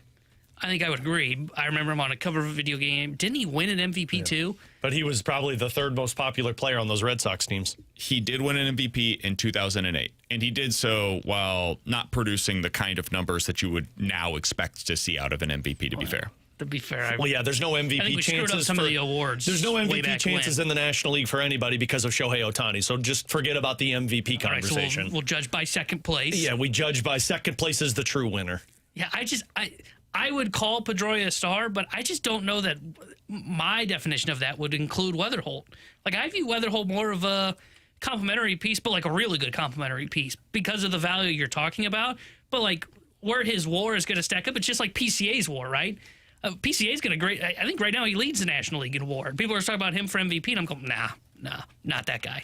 I view that kind of with Wetherholt. I think he's a very good player, and I'm not trying to pull anything away from him. But once we start saying this guy's on pace for war of rookie seasons of Albert, Mike Trout, and Aaron Judge, I'm sorry, those three guys were better than him. Well, sure, because those guys produced more wins above replacement than him. And they're also doing it differently. Those guys are doing it off of their power. I think Wetherholt's doing it off of his ability to handle the strike zone and also his defense that he's providing. It's everything. Yeah. That's the thing with Wetherholt that's been so impressive is that like the average is high, the on-base percentage is high. He's also on pace to hit more than 20 home runs this season, and he plays the best defense at second base of any player in Major League Baseball so far this year. And he runs a base And I didn't mention the fact that, he takes the extra base every time it's available and has already stolen 8 bases, has not yet been caught stealing on the season. Like, he's a perfect 8 for 8 when trying to steal, and he's now on pace for nearly 20 stolen bases on the year.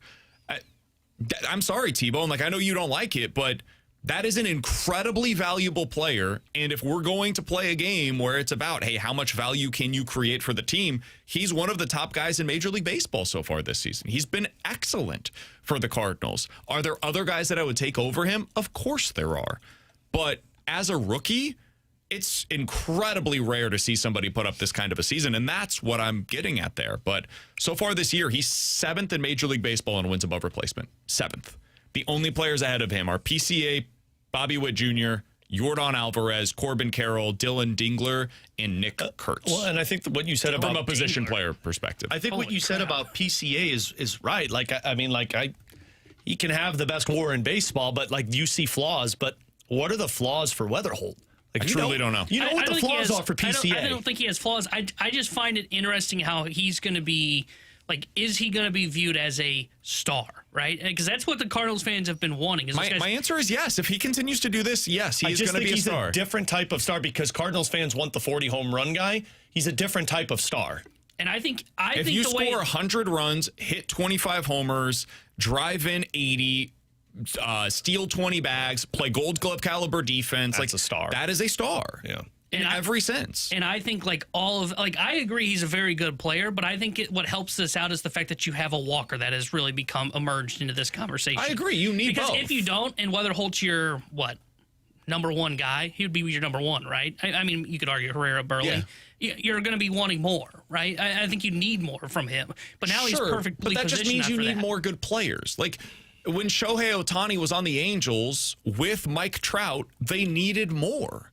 Because that wasn't enough. Like, baseball is such a team game in that you need a lot of really good players. It can never be just any one guy that is able to produce enough value to win consistently. You need really great pitching. You need guys to be able to get on, get them over, and then get them in.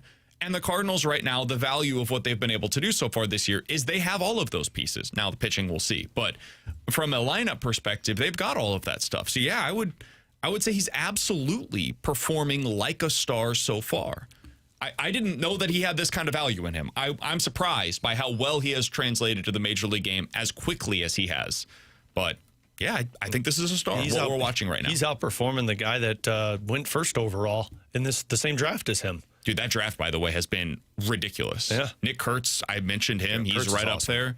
Like that draft has 4 or 5 different players that are already performing at an extraordinarily high level at the Major League level. Bazana that was drafted by Cleveland. I mean, he's got 7 home runs this season, and Wetherholt's got 12. So I just think we're doing the same thing. Chase Burns was in that draft. Jack Caglione, who we saw over the weekend, is figuring it out at the Major League level now. Connor Griffin was in that draft. I think we're doing the same thing with the baseball when we say star like we do in hockey. Like, to me, there's a star and there's a generational player. Judge and Trout and Pujols, those are generational players. I think he could do what Chris Bryant did in one season at some point through his career. Like, that, I think, is possible. It's just a matter of what does the upside look like. But again, I resort to PCA when you talk about him. There's a flaw with PCA. I don't know what the flaw is for J.J. Wetherholt, at least right now in his career. Coming up next, the U.S. men's national team has a chance to go on one hell of a run. T-Bone's been a little cranky today. Is he going to pee in your Cheerios with this as well? We'll talk about it next here on 101 ESPN.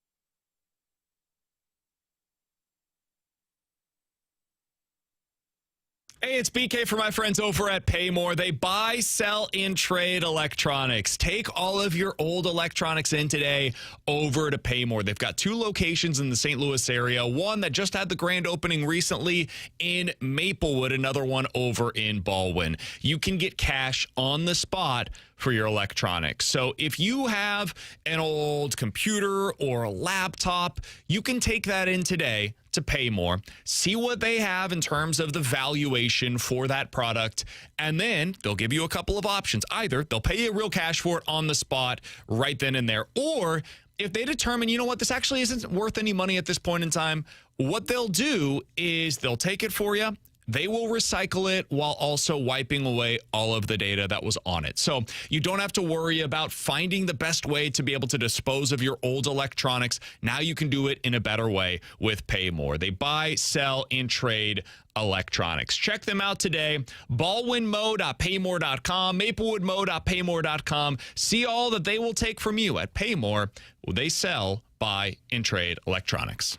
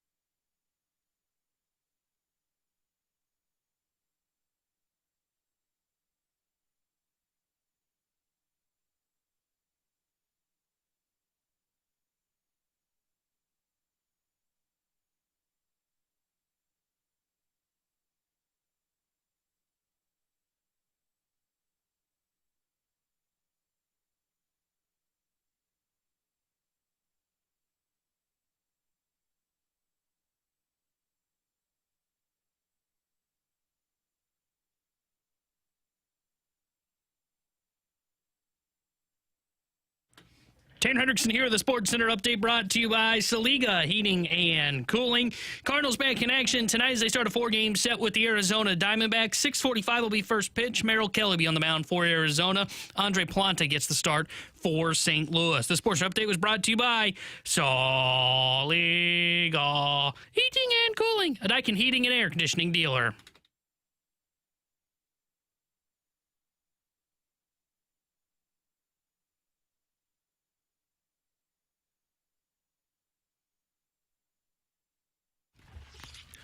Alongside Alex and T-Bone, I'm BK. It's BK and Ferrario here on 101 ESPN. The U.S. men's national team, once again, impressive performance over the weekend. They did so, Alex, without Christian Pulisic, arguably their best player in the lineup. So now this begs the question, what's the ceiling look like for this team? The U.S. has officially won Group D. That's good. That's a positive. The most likely scenario, according... Yeah. What? T-Bone's face when I said that. He was like, yeah. T-Bone got a I thought little... we were going to do a USA chant, but Alex... USA! USA! USA! I'm just bummed All right. because if they Well, I would have was looking lost, then BK and I would have been doing another remote on Friday, and I really wanted to see the people. Man, you know? You could go see the people without a remote. No. No. I got him. We got him. Ladies and gentlemen, we got him. That was really good, So Tanner. the U.S. has clinched a spot. They're going to be playing in Santa Clara on July the 1st. The most likely outcome here is they will play Bosnia in that game, which should be a lot of fun to watch, honestly, here in the city of St. Louis. It's also possible still that they could play Qatar, Senegal. Those are the other two options that are most likely here. But again, it's a better than 50-50 shot you're going to play against Bosnia in that game. T-Bone, let's start there. I'm like advancing beyond the next round or the next game for the U.S. men's national team because, frankly, it just doesn't matter for them Agreed. for their seeding into the knockout round. And they're not going to play some of their guys on yellows. Like, I would imagine Pulisic, no chance he's playing. This No week. chance That he would be plays in dumb. any way that's got a yellow. I'd be shocked plays because of the yellow card accumulation can lead to a suspension. Tell listeners right now that aren't familiar, what does that mean? So in the group stage, if you pick up a yellow, you get a second yellow, whether it's in the second game, which didn't happen. But if you were to pick up a yellow card in their next contest on, I think, Thursday, Yes, correct. then you are automatically suspended for a game. So whoever picks up another yellow that's currently has already picked up a yellow, would then be suspended for the round of 32. That's what I mean by yellow first card knockout accumulation. game. Yes. So there's no reason for the U.S. men's team to even risk that possibility. This is going to be a deep question. Does question. anybody have one yellow card already got to a- where they'd be potentially up for Yeah, it? they've got a couple guys that are on yellows. I'll have to look and Okay. see who it is. But I know they've got Dirty two or team, three man. guys. Dirty team goes out there and chop block some people's clavicles. Whoa. Yeah, they've got They have four four guys players. sitting on a yellow. Okay. So those four guys, probably not in the lineup You're gonna against sit out, Turkey. boys. Okay, so Bosnia is the most likely matchup in the knockout round for the U.S. men's team. How do you feel about that? I think T-Bone? they would beat Bosnia. I'm not sure that it would be close. That one I feel pretty confident in saying. Then in the next round, it would be July 6th in Seattle. The most likely teams that they would face in that round are Egypt, Belgium, Czech Republic, Iran, or South Korea.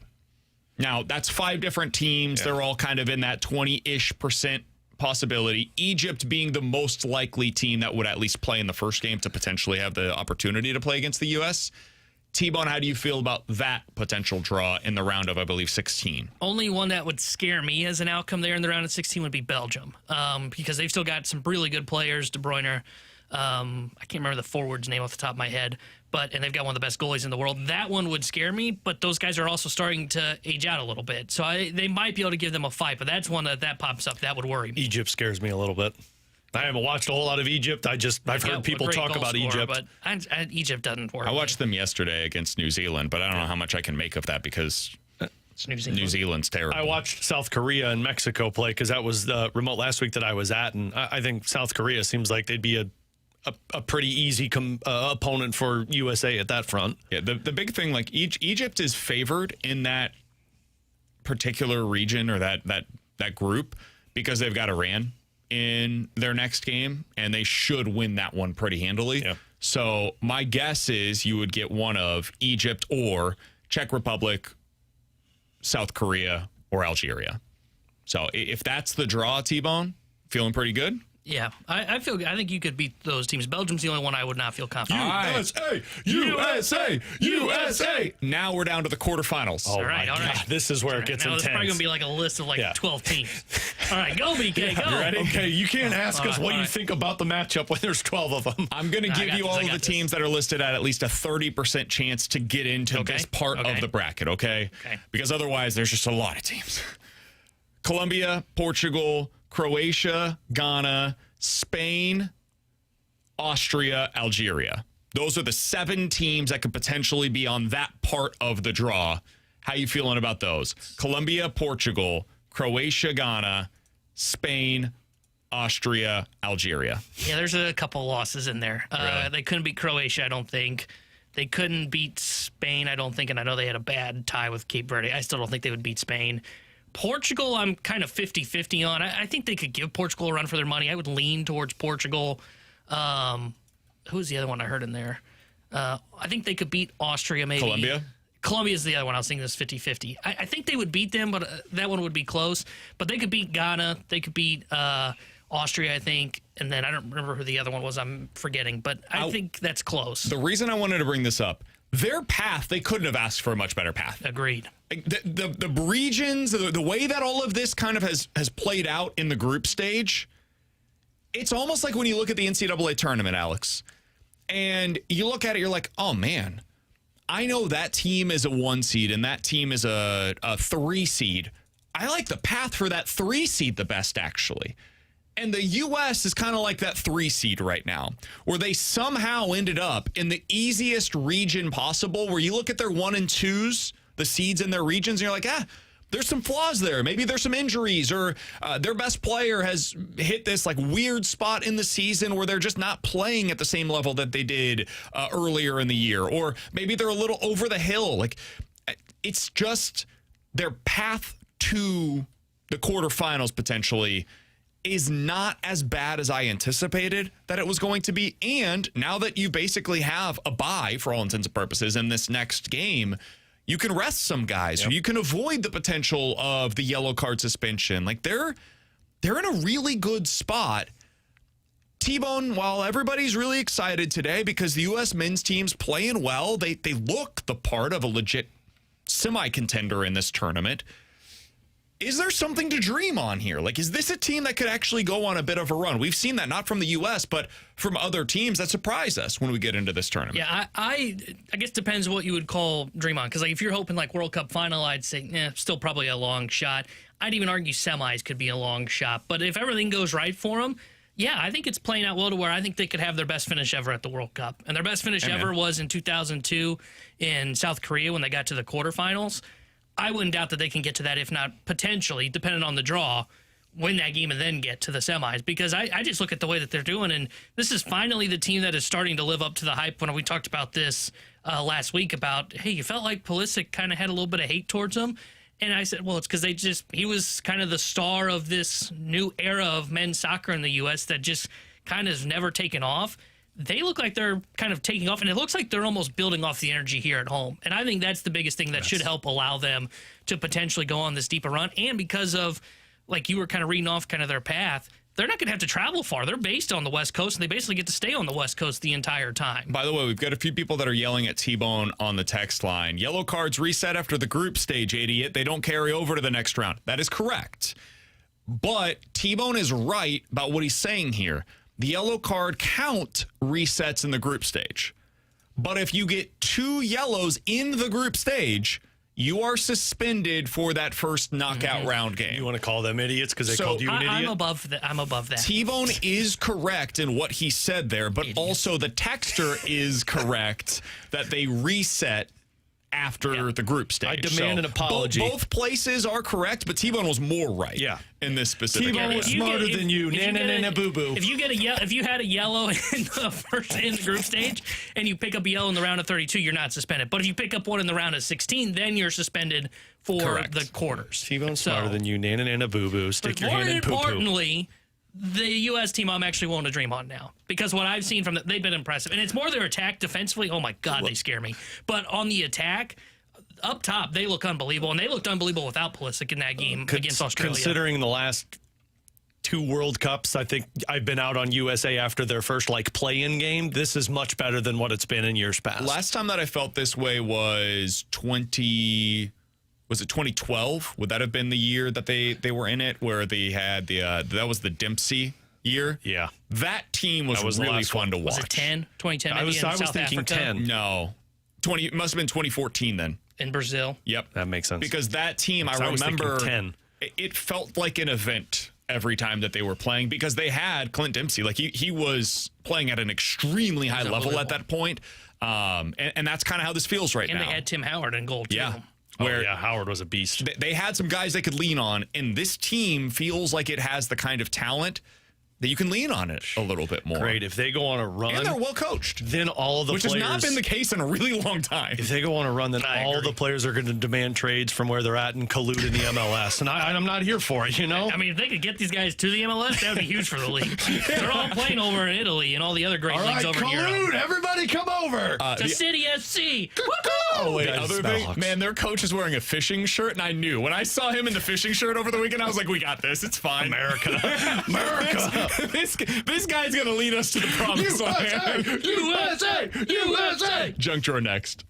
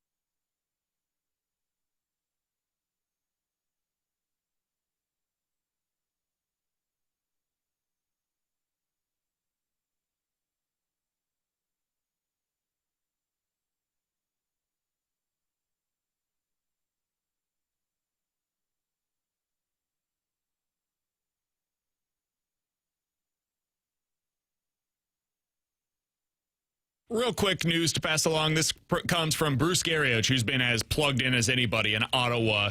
He's at the Steve Staios interview today, the press conference. Staios, of course, the GM of the Ottawa Senators. Staios says there was one team that he could deal with as far as the Tkachuk deal was concerned. Quote, I feel I got the best deal possible for the Ottawa Senators given the circumstances, end quote. In other words, Brady Tkachuk asked for a trade to Florida. Yeah. This wasn't I'll go to one of these 4 teams. It was, here's the list of 4 that I'm at least interested in, but the one that I'm willing to go to and sign with is the Florida Panthers. You could take offers from other teams, but I'm going to Florida. That's the team, so get the best offer you can from Florida. That's exactly what it was. All right, boys. I mentioned last week I was going to Kansas City for the weekend. Saturday, spent the time over by the World Cup, went to Union Station, did a bunch of different stuff over there, and then went to Science Center with a little guy, and then we went over to the Fan Fest. Great time. Highly recommend. If anybody is interested in the World Cup or likes soccer, if you have a chance, go check out Kansas City and what they've got set up out there. It's really cool, man. It's a great setup, and it's free. You can go over there. I was surprised by how easy it was to get around. I thought for sure it would be like super congested, and that is the case if you're going to the games. But getting over to the Fan Fest area, a lot easier than I anticipated, and it's like $12 to park all day long. So it's not a crazy thing to do. You can take your kids out there. There's a ton of room to go around. Recommend checking it out if you can. I think the BKO's over. Yeah. You saw what happened in Kansas City over the weekend for the Cardinals, right? I know. I think I might have made a deal with the devil or something, but I think the BKO is over. So Friday night, we went to the Cardinals-Royals game with my dad and his wife. We met them at the game. They were hanging out beforehand. We met them there because we drove from St. Louis. We got there a little closer to first pitch. My dad has been to, not kidding, 1 Royals game in the last 20 years. He's a football guy, not a huge baseball guy. So he's not super familiar with like the whole baseball thing. He asked me at one point, hey, what's that clock over there? I know they use this in football for the play clock. Well, I can't blame him. That's recently new. What's that? That's and recently I said, new. Oh, it's the pitch clock. They now have a timer. He's like, oh, cool. I like that. I thought you were going to say, like, he looked down at the bullpen and said, hey, what do those guys do? I'm like, so, back when I watched baseball, we didn't have a bullpen. Yeah, there was only one guy, and he pitched 9 innings. Before we got there, he was walking around, got himself a drink, was kind of learning about the stadium. They've done a bunch of renovations in the last decade because, again, he's been there once in the last 20 years. So we get there, we go up to our seats, we're hanging out. To skip some of the details that don't matter for everybody, we're hanging out, and they're getting ready to do 7th inning stretch, and then eventually in the 8th inning, they put up numbers on the board. It's the 50-50. He pulls out his ticket. I'm like, all right, cool. I didn't know you bought him. He apparently had bought it before we got there. So he's looking at it. My dad, his font on his phone, probably like many of your parents, is the size of the phone. Each letter takes up the entire screen, basically. So he asks me, hey, can you look up there for me, read off the numbers? I'll check and see what it is on my little sheet. And I'm going through 1, 7, 4... and then there's like 4 zeros in a row. And yeah, these are all the same numbers as my dad's, but I don't think anything of it because, of course, there's only so many tickets that they're going to sell at each game. And then I get to the last 3 or 4 numbers, and I'm looking up, and I'm like going back and forth. I'm like, 7, 6, 2, 1. I look over, I'm like, holy bleep, Dad, you won. You have the 50-50 ticket. I look up, it says 32 grand up there. Jeez. Woo! I'm like, Dad, you've come to 1 Royals game in 20 years. Yeah, damn. You come with me, and I've got you taken care of. Okay, see, this is the part of the story that doesn't make any sense. How are you making this about you? I was the good luck charm. Did you buy the ticket? Yes. Oh, no, not the Okay, 50-50. so you didn't buy the ticket. I bought his ticket to go to the game, though. That's not you, though. He wasn't planning to go to the Royals buy game. the 50-50 ticket? No, I'm sorry. Sorry. I paid for the ticket for him to get to the game. That doesn't matter, man. I think I get at least 50% of that 50-50. No, well, yes, that I would agree with. You got to get at least 10% of what the winnings are. I agree with that statement. You claiming I think the BKO's over. No. Once my dad is with me and he wins a 50-50 raffle at the game. Meanwhile, Libby got his bleeps lit up. That was in the the day middle of before? that game. That was the day fine, before. but Oh, sorry, the next game I went went poorly. to the good start for the Cardinals. And you were still over the in weekend. Kansas City when Dustin May got beat up. Yeah, to be fair, the game I went to, starter was okay. All things considered. Still lost to the Royals, man. That's correct. It's your dad who And won, you right? can't had a claim the ticket. 50-50 No. is yours. Yeah, no, I'm sorry, man. out. It's still alive I and think the kicking. BKO's over. Well, I think we're good. We have moved on. You're pouring gasoline It no on the longer fire. exists. I think you need to stop that. Next thing you know, the BKO is going to become worldwide. Are you going to put us into another pandemic, man, because of you? You're claiming this segment right here. From Gator. Hope Pops treated everyone to a nice steak dinner or some barbecue. We went to Jack Stack the next night on Pops. And then he told you don't get a percentage of this. This is what you This get. was your percentage. That's what my dad would have done. My dad would have been like, here, I'll buy you a souvenir. I get to keep the rest. Alongside Alex and T-Bone, I'm BK. Coming up in about 15 minutes, we'll play a game of in or out. But next, does the NHL have a problem on its hand? We'll get into it next here on 101 ESPN.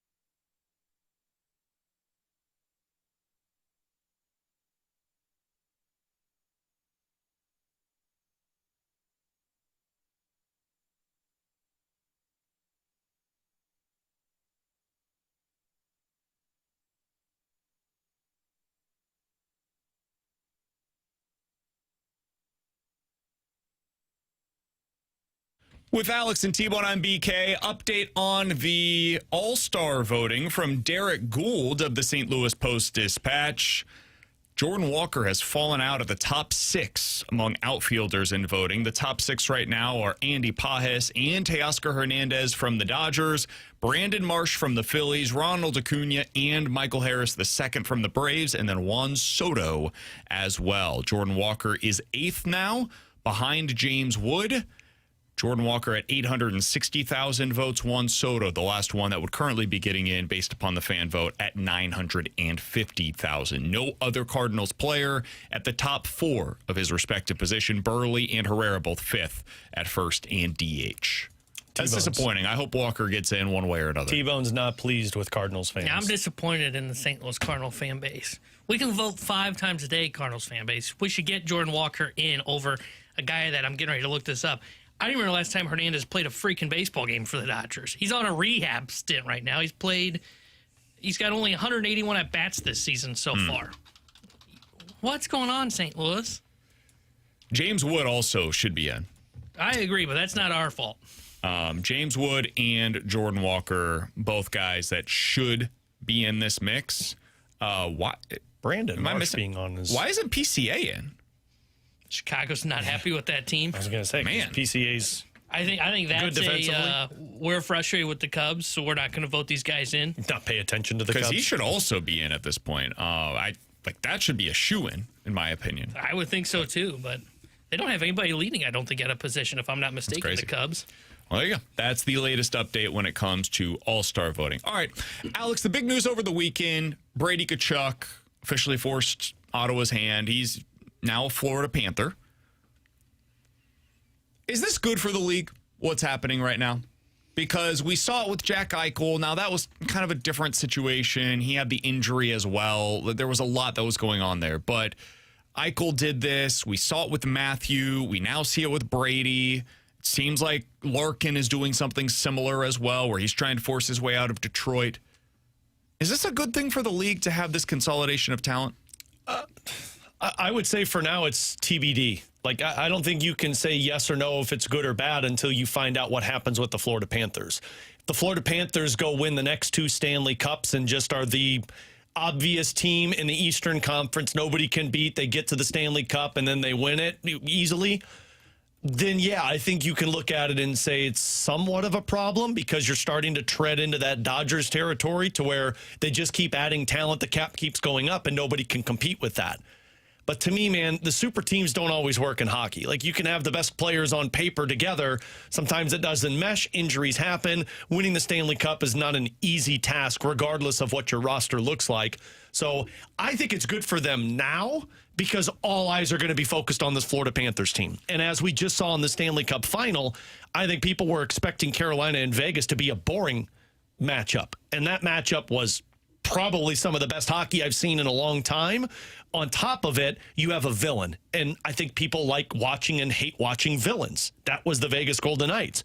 I think there's going to be a lot of people that despise the Florida Panthers. I think this is good for neutral third-party viewers of the sport. If you are somebody that doesn't necessarily have a vested interest in a team, you're a casual viewer of hockey, you tune in for the playoffs, I think this is good for you.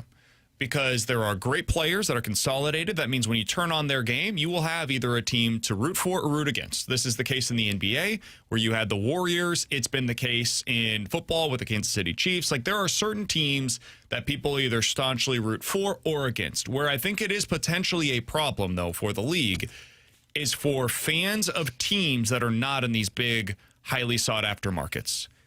If you are a fan of the Ottawa Senators, it is harder today than it was yesterday to believe that you can build a legitimate contender in the NHL, especially one that can sustain winning. If you are a fan today of the Winnipeg Jets, I don't know how you believe that your team can convince players to come there and to stay there. I don't know how Calgary can do that. I don't know how St. Louis, frankly, can convince itself right now that they will be able to get the star power via free agency or trades to be able to contend against these other really high-level teams. It's hard to do so in the NHL right now when all of them seem to want to go to the same 4, 5, 6 different markets. So that is where I think it's bad for the league, is for fans of these specific teams.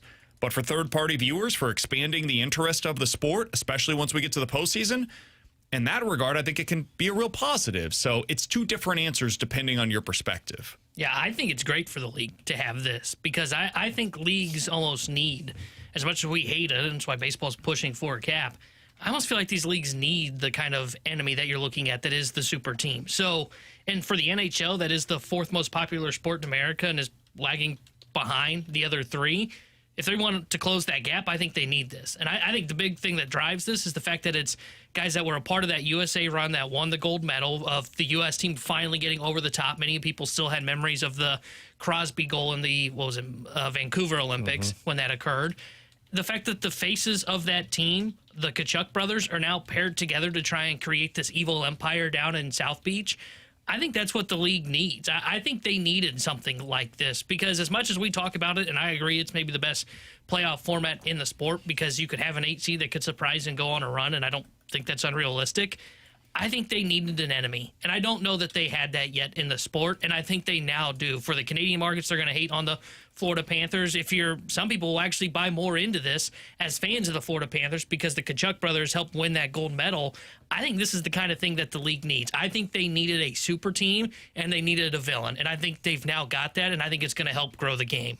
Yeah, I don't think there's anything wrong with them continuing to develop. And, I mean, the thing for me that I feel like a lot of fans enjoy with the NHL is the parity that comes with it. You never know what's going to happen, and it feels like sometimes you believe one team is – I mean, look at Colorado. Everybody assumed Colorado was winning the Stanley Cup championship this year, and they looked awful because of injuries that happened. So I do think what will be fascinating is how teams adapt to this because, Doug was talking in his availability today of we have to find a way to get onto that list, and you're competing with beaches, you're competing with no state income tax, you're competing with all of these elements that are hard to do. But the one point that Doug made, and I agree with him, is look, Minnesota has not been a destination for people to go to. Bill Guerin built that into a destination, and you got to find a way. There is an element to when you make your team a consistent threat, they want to start to perform there. Have they made it into a destination? I mean, Quinn Hughes wanted to go there.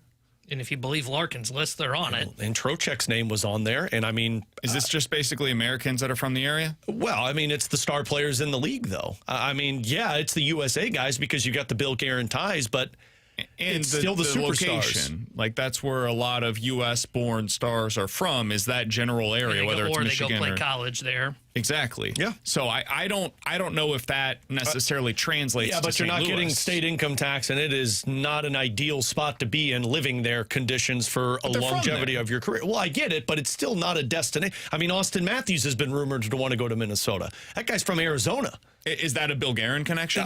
Well, no, it's the USA connection. I mean, Which is Bill Guerin. Yeah, well, maybe, but I think it's more just a connection of I want to play with the USA guys. But still, if Minnesota wasn't winning, I don't think all of these guys are wanting to go there. I think there's some truth to that for sure. But, I don't know that is something that St. Louis can necessarily follow that path.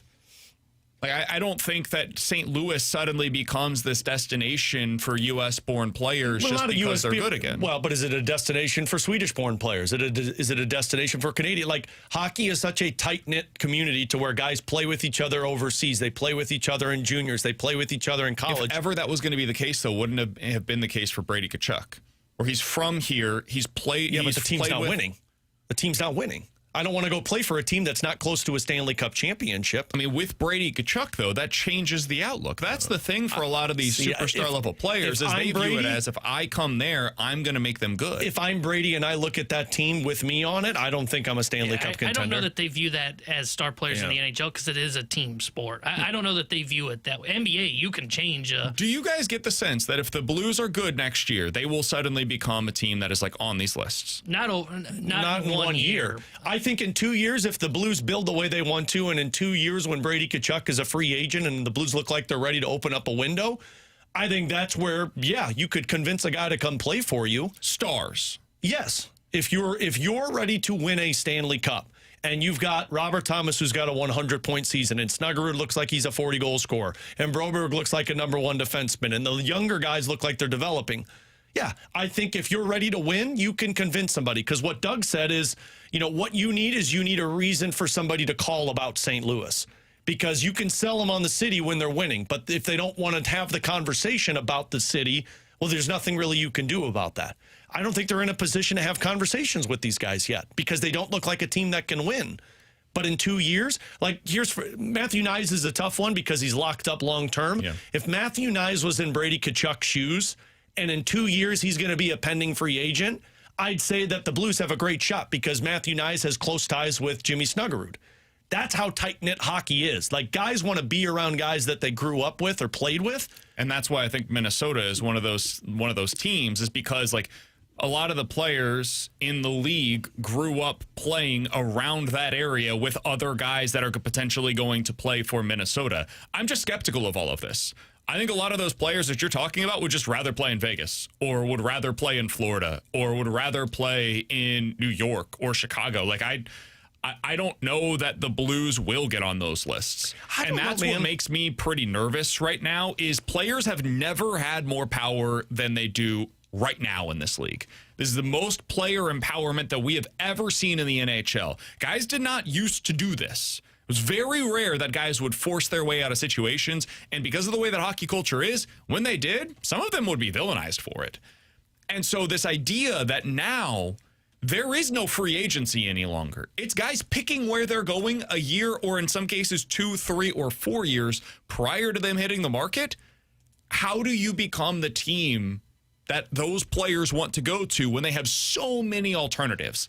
And whether that's connections via their countries or connections via their hometowns or weather or no state income taxes, there's just a lot that the Blues are going to have to compete with in order to get on one of those lists, much less multiple of them. Yeah, but it's going to be really hard for them to compete with these other teams in that area. But to me, with hockey, it's such a tight-knit community. What happens is when your city's in the conversation, they start calling people that are associated with it.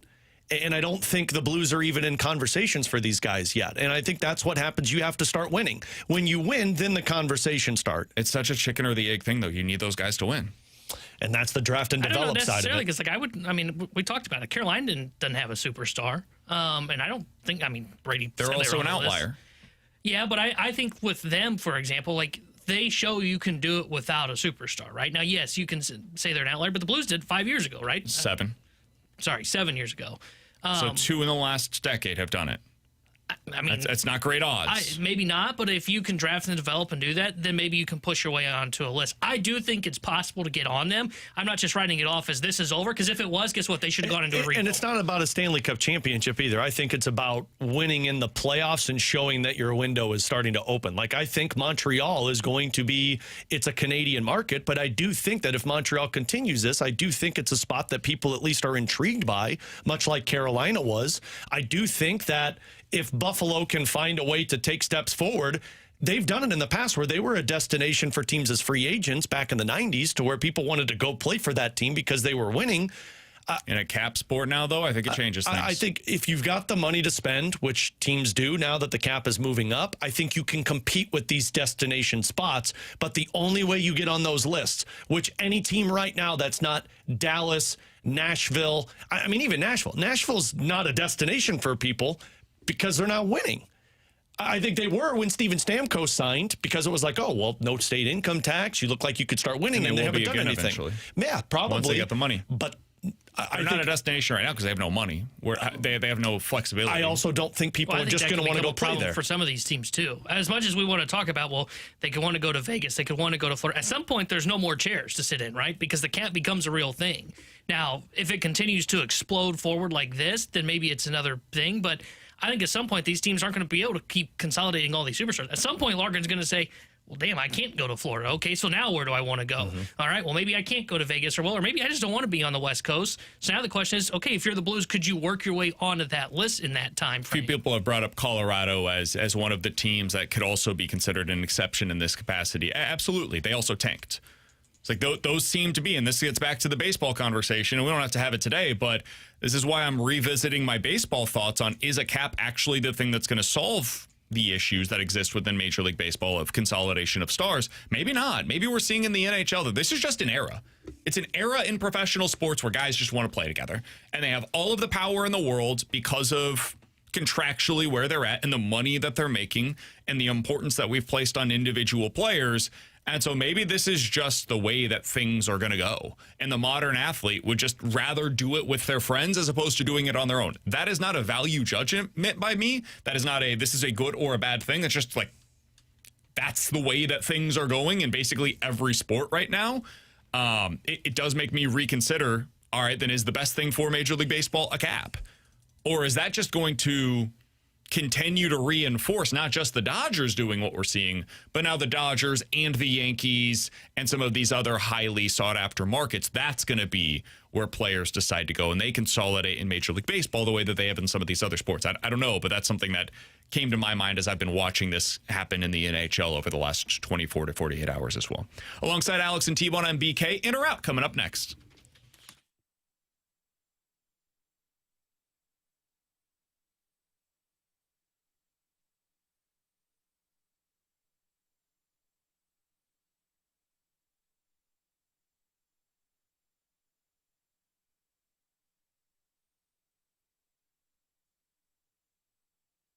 Hey, it's BK for my friends over at Victory Men's Health. It is time for you to unlock your inner champion, and the place to do so is with Victory Men's Health. Check them out today online at victorymenshealth.com. When you go over there, you'll be able to book that first appointment online. It is an incredibly easy process with my friends at Victory Men's Health. All you have to do, click that Get Started tab, put in your name, email, phone number, tell them BK with 101 ESPN sent you, and then tell them what it means for you to unlock your inner champion. That initial visit will include a consultation with a licensed medical provider.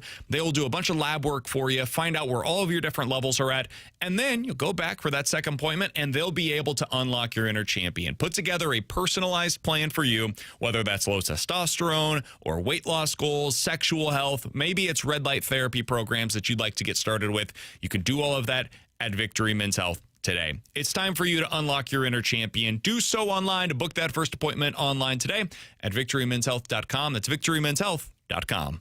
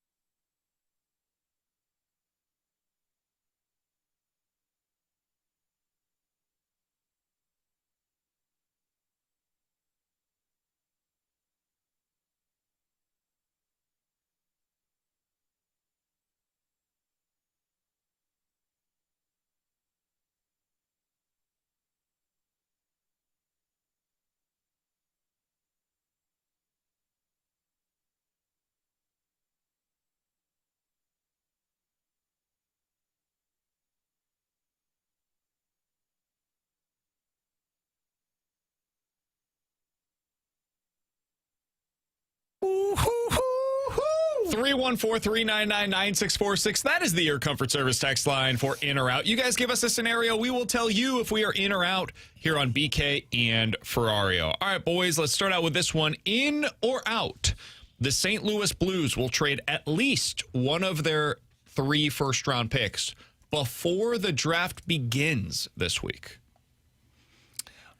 I'll say out, because I think the only way they trade one of their first-round picks now is in a scenario where a guy is still available during the draft. I don't think they're trading up to 2. I don't think 2's available as much anymore. I don't think they're trading up to 4.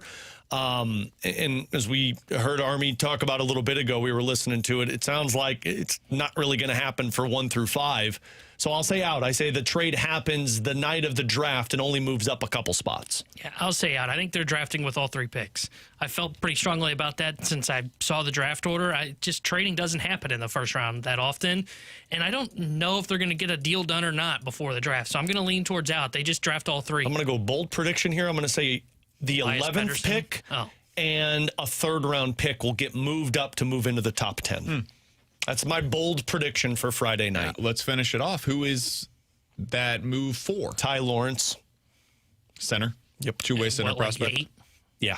8 or 9. Try and get it before he goes in that spot. Although Ottawa's got 9 now, unless Ottawa. I think another bold prediction I think Anaheim is going to trade McTavish for the 9th overall pick, which is, in my opinion, an overpay. I agree 100% with that. I would not trade 11 overall straight up for McTavish. But Ottawa's not going to use McTavish as a centerman. I get it. Ottawa's using him as a power forward on the wing, but also, I still they're think in a it's an tough overpay. spot. Yeah, you got to do something. He's not working for you. You go out there and make that move. But yeah, I think they move up to get that centerman and then draft whatever is the best available player. On my scenario, I'm also out. I do not believe that the Blues are trading a first-round pick prior to this weekend. Alex? Guys, in or out, we will see at least 3 more centers traded in the NHL this offseason. I'll say in just because I think there's going to be a lot of movement. Who are they? What caliber? I don't know, but I think you'll see at least 3 centers traded at some point. And I'm thinking like name-recognized centers, not like Pius Suter or fourth-line guys. Okay. Sorry. Well, no, Pius. Should have specified. Yeah. Well, no, you made your answer, so you have to stick with it now. McTavish, Wright, I think, are 2. Who would be the 3rd? I think Pettersson's dealt. I hope it's not here, but I think he's dealt. T-Bone's in. He just doesn't want to say it. I agree. No. He's going to celebrate. No, He's I will Team not. Sweden. I'll be critical. I will say in. I think there will be at least 3, and the other one you could throw in there is Larkin. So, Larkin. I would say in. I think you're going to see 3 at least. I think you're going to see 3 guys that get moved at some point. Guys, in or out? We will see Hunter Dobbins take Matthew Liberatore's spot in the rotation before the deadline. Out. Out. I think they're going to stick with Matthew Liberatore. I think the guy that takes Matthew Liberatore's is Quinn Matthews. And it's not until they feel like Quinn Matthews is ready to go, and then Liberatore becomes a bullpen option. In 2027. Yeah. I think I'm out as well. I don't know that it'll be pre-deadline. I could see it post-deadline. They add a starter, or they just say, you know what, let's make Dobbins a guy in this rotation. And then Libby goes to the pin and replaces either Romero if they trade him or Brule if they move on from him. All right, let's get to some of these from the text line. 314-399-9646 is the Air Comfort Service text line from Dirk Digler's unit. In or out, we will see Leo Bernal up at some point this year. I'll say out. Out. Back getting another catcher up here. Yeah, I'm out as well. I don't think you'll see him this year. In or out, the Blues will acquire Elias Pettersson before the NHL draft. Say out. I think it happens. Yep. If it happens, I think it's after. Oh, really? Yeah. I would lean that they would acquire him before the draft, just because then there's more ammunition, and if Vancouver wants a pick in this year's draft. But now if it's like 26, maybe it doesn't matter. I'm in because I think if it happens, I think they're going to make the trade with one of their first-round picks in this year's draft because Vancouver wants to get back in and have 3 picks in the first round. From the 801, in or out, the Blues will not include Kyrou in a Pettersson deal. Oh, in. They're not trading Kyrou to Vancouver.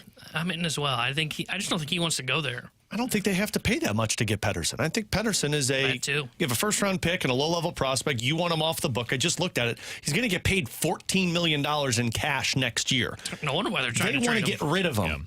Yeah. And so I think you can get that for very little assets, and then I think Kyrou becomes a tool to use to get something else. I think this depends what Vancouver wants. If Vancouver wants an asset in return, like a proven asset right now that they can build around for the long term, I think Kyrou makes a lot of sense. If they're looking for future plays, though, and they just want picks, then I don't think you need to include Kyrou in the deal. But it would offset some of the money, which wouldn't be terrible for the St. Louis Blues either. Yeah. All right, from the 618, last one here, in or out, The U.S. team winning the World Cup this year would be bigger as a surprise than the U.S. Miracle on Ice achievement. Out. And the reason I say out is because those are college guys going up against Russian players that beat NHL All-Stars at the time. These guys are pros playing in not all of them, but their attack, Pulisic and those guys, are all playing in Europe in some of the best leagues in the world. That Russian team did not lose an entire game for a year. It would still be a surprise, but it would not be as big as a Miracle on Ice. Nothing trumps that. Hey, this Friday night, tune in to 101 ESPN as this guy, Alex Ferrario, and Donnie Fandago from the Last Minute Blues podcast host a special 101 ESPN NHL draft show. The Blues are loaded with 3 first-round selections, which means this draft could shape the next era of hockey in St. Louis. Alex and Donnie will have you covered with instant analysis, special guests, and reactions all night long. It's all available for you on Friday, starting at 6. And it is supported by Jules on Hampton. Alex, what do you guys have planned for Friday night? Do you have anything locked in yet? Yeah, so we have a few things locked in. We're going to have Chris Zimmerman, Tom Stillman, Jim Montgomery joining us at some point. We're going to have Doug Armstrong join us once the draft picks have concluded. The plan is to have whomever they select join us after they're selected. And right now, I have locked in Anthony Donati, who's going to join us when the Blues select their players. So we'll get instant reaction of what the Blues are getting. And then I'm waiting for confirmation, but I believe our boy Jeff Merrick is going to join us live during the draft night as well. All of that Friday night beginning at 6 right here on 101 ESPN. Coming up next, Cardinals' next opponent is the Arizona Diamondbacks. They're similar in terms of where they're at in the standings right now. But the Cardinals have to avoid now what's already happened to the Diamondbacks in the month of June. We'll tell you about it next year on 101 ESPN.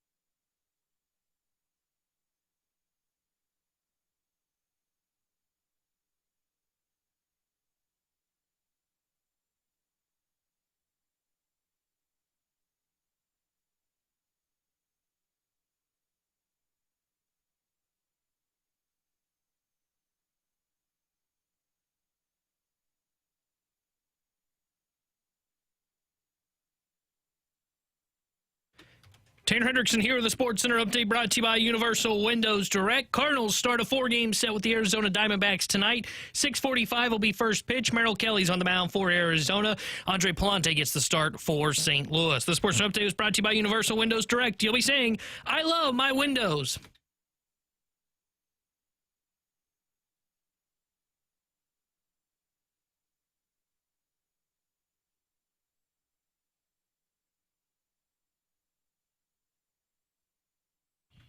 Alongside Alex and T-Bone, I'm BK. So the Cardinals start up a series tonight against the Arizona Diamondbacks. And the goal of this series should be to avoid what Arizona just went through. Arizona has only won 2 series since May 28th. We are nearly a month in to that stretch. They are 8-14 in their last 22 games, and this is after they were 7 games above 500 on May 28th. So the Diamondbacks are right now in their dry spell. The Cardinals have had a few different stretches where it's like, uh-oh, is this where things go south? And at every turn, they have proven that to be an incorrect assessment. They have responded every single time. And it's time to do it again.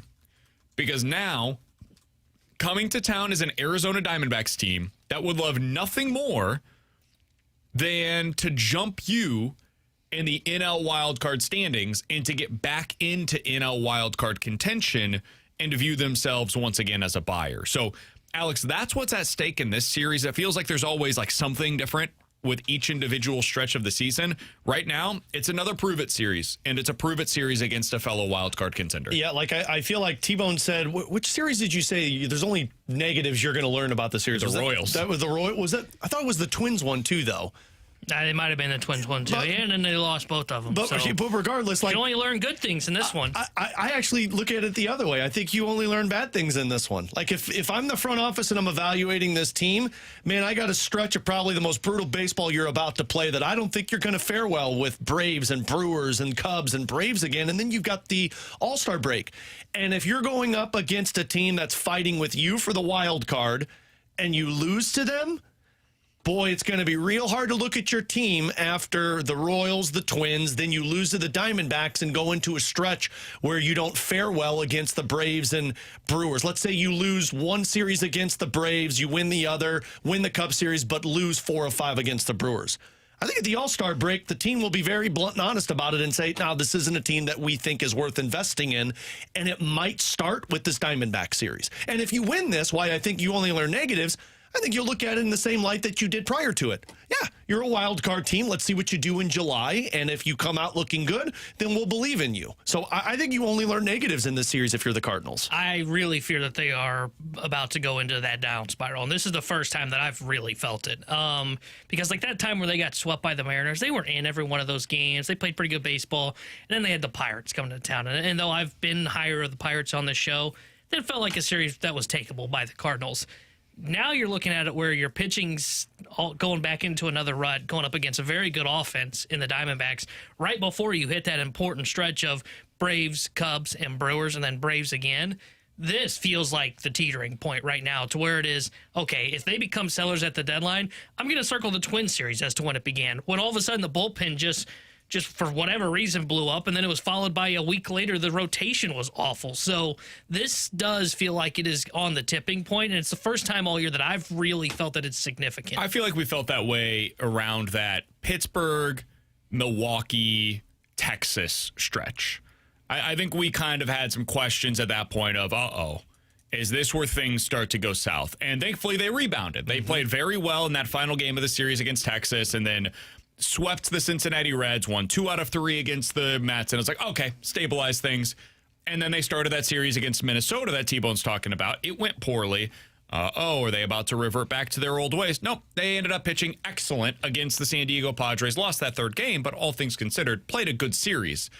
And now we're back to that same question again where it's like, you about to do this? And I think the difference is that it's very clear what the problem is right now.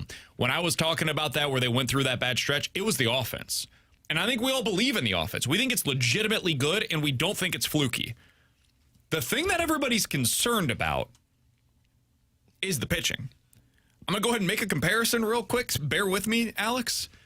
These don't turn out good. The thing that people were concerned about with Joe Biden was the age. And then he went out there on the debate stage and did the thing. And it was like, all right, this is going poorly. I'm out. It confirmed all of the prior concerns. And that's where Cardinals fans, I think, are at right now, which is like, uh-oh, is the pitching about to become a pumpkin the way that we all feared that it could be this season? And do you need new candidates the way that obviously that ended up going on the other side? Do you feel good about comparing the Cardinals, a beloved thing here in St. Louis, to politics that people despise? You legitimately are the worst individual. Coming up next, we'll hit the rewind Monday, here on damn it. 101 ESPN.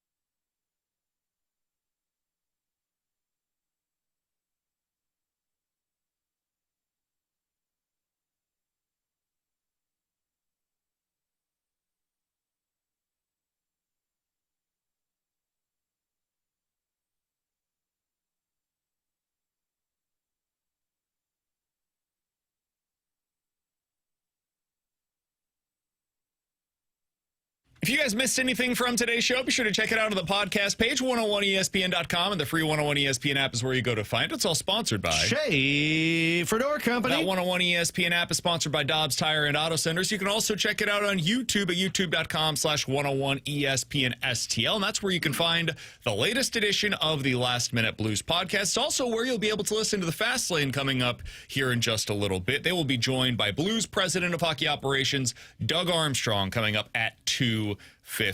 So we'll be out of here in just a couple of minutes. Cardinals back in action this evening. Alex, what do you think the reaction's going to be for Nolan Arenado tonight? I think he gets an applause. I don't think people boo. St. Louis just is...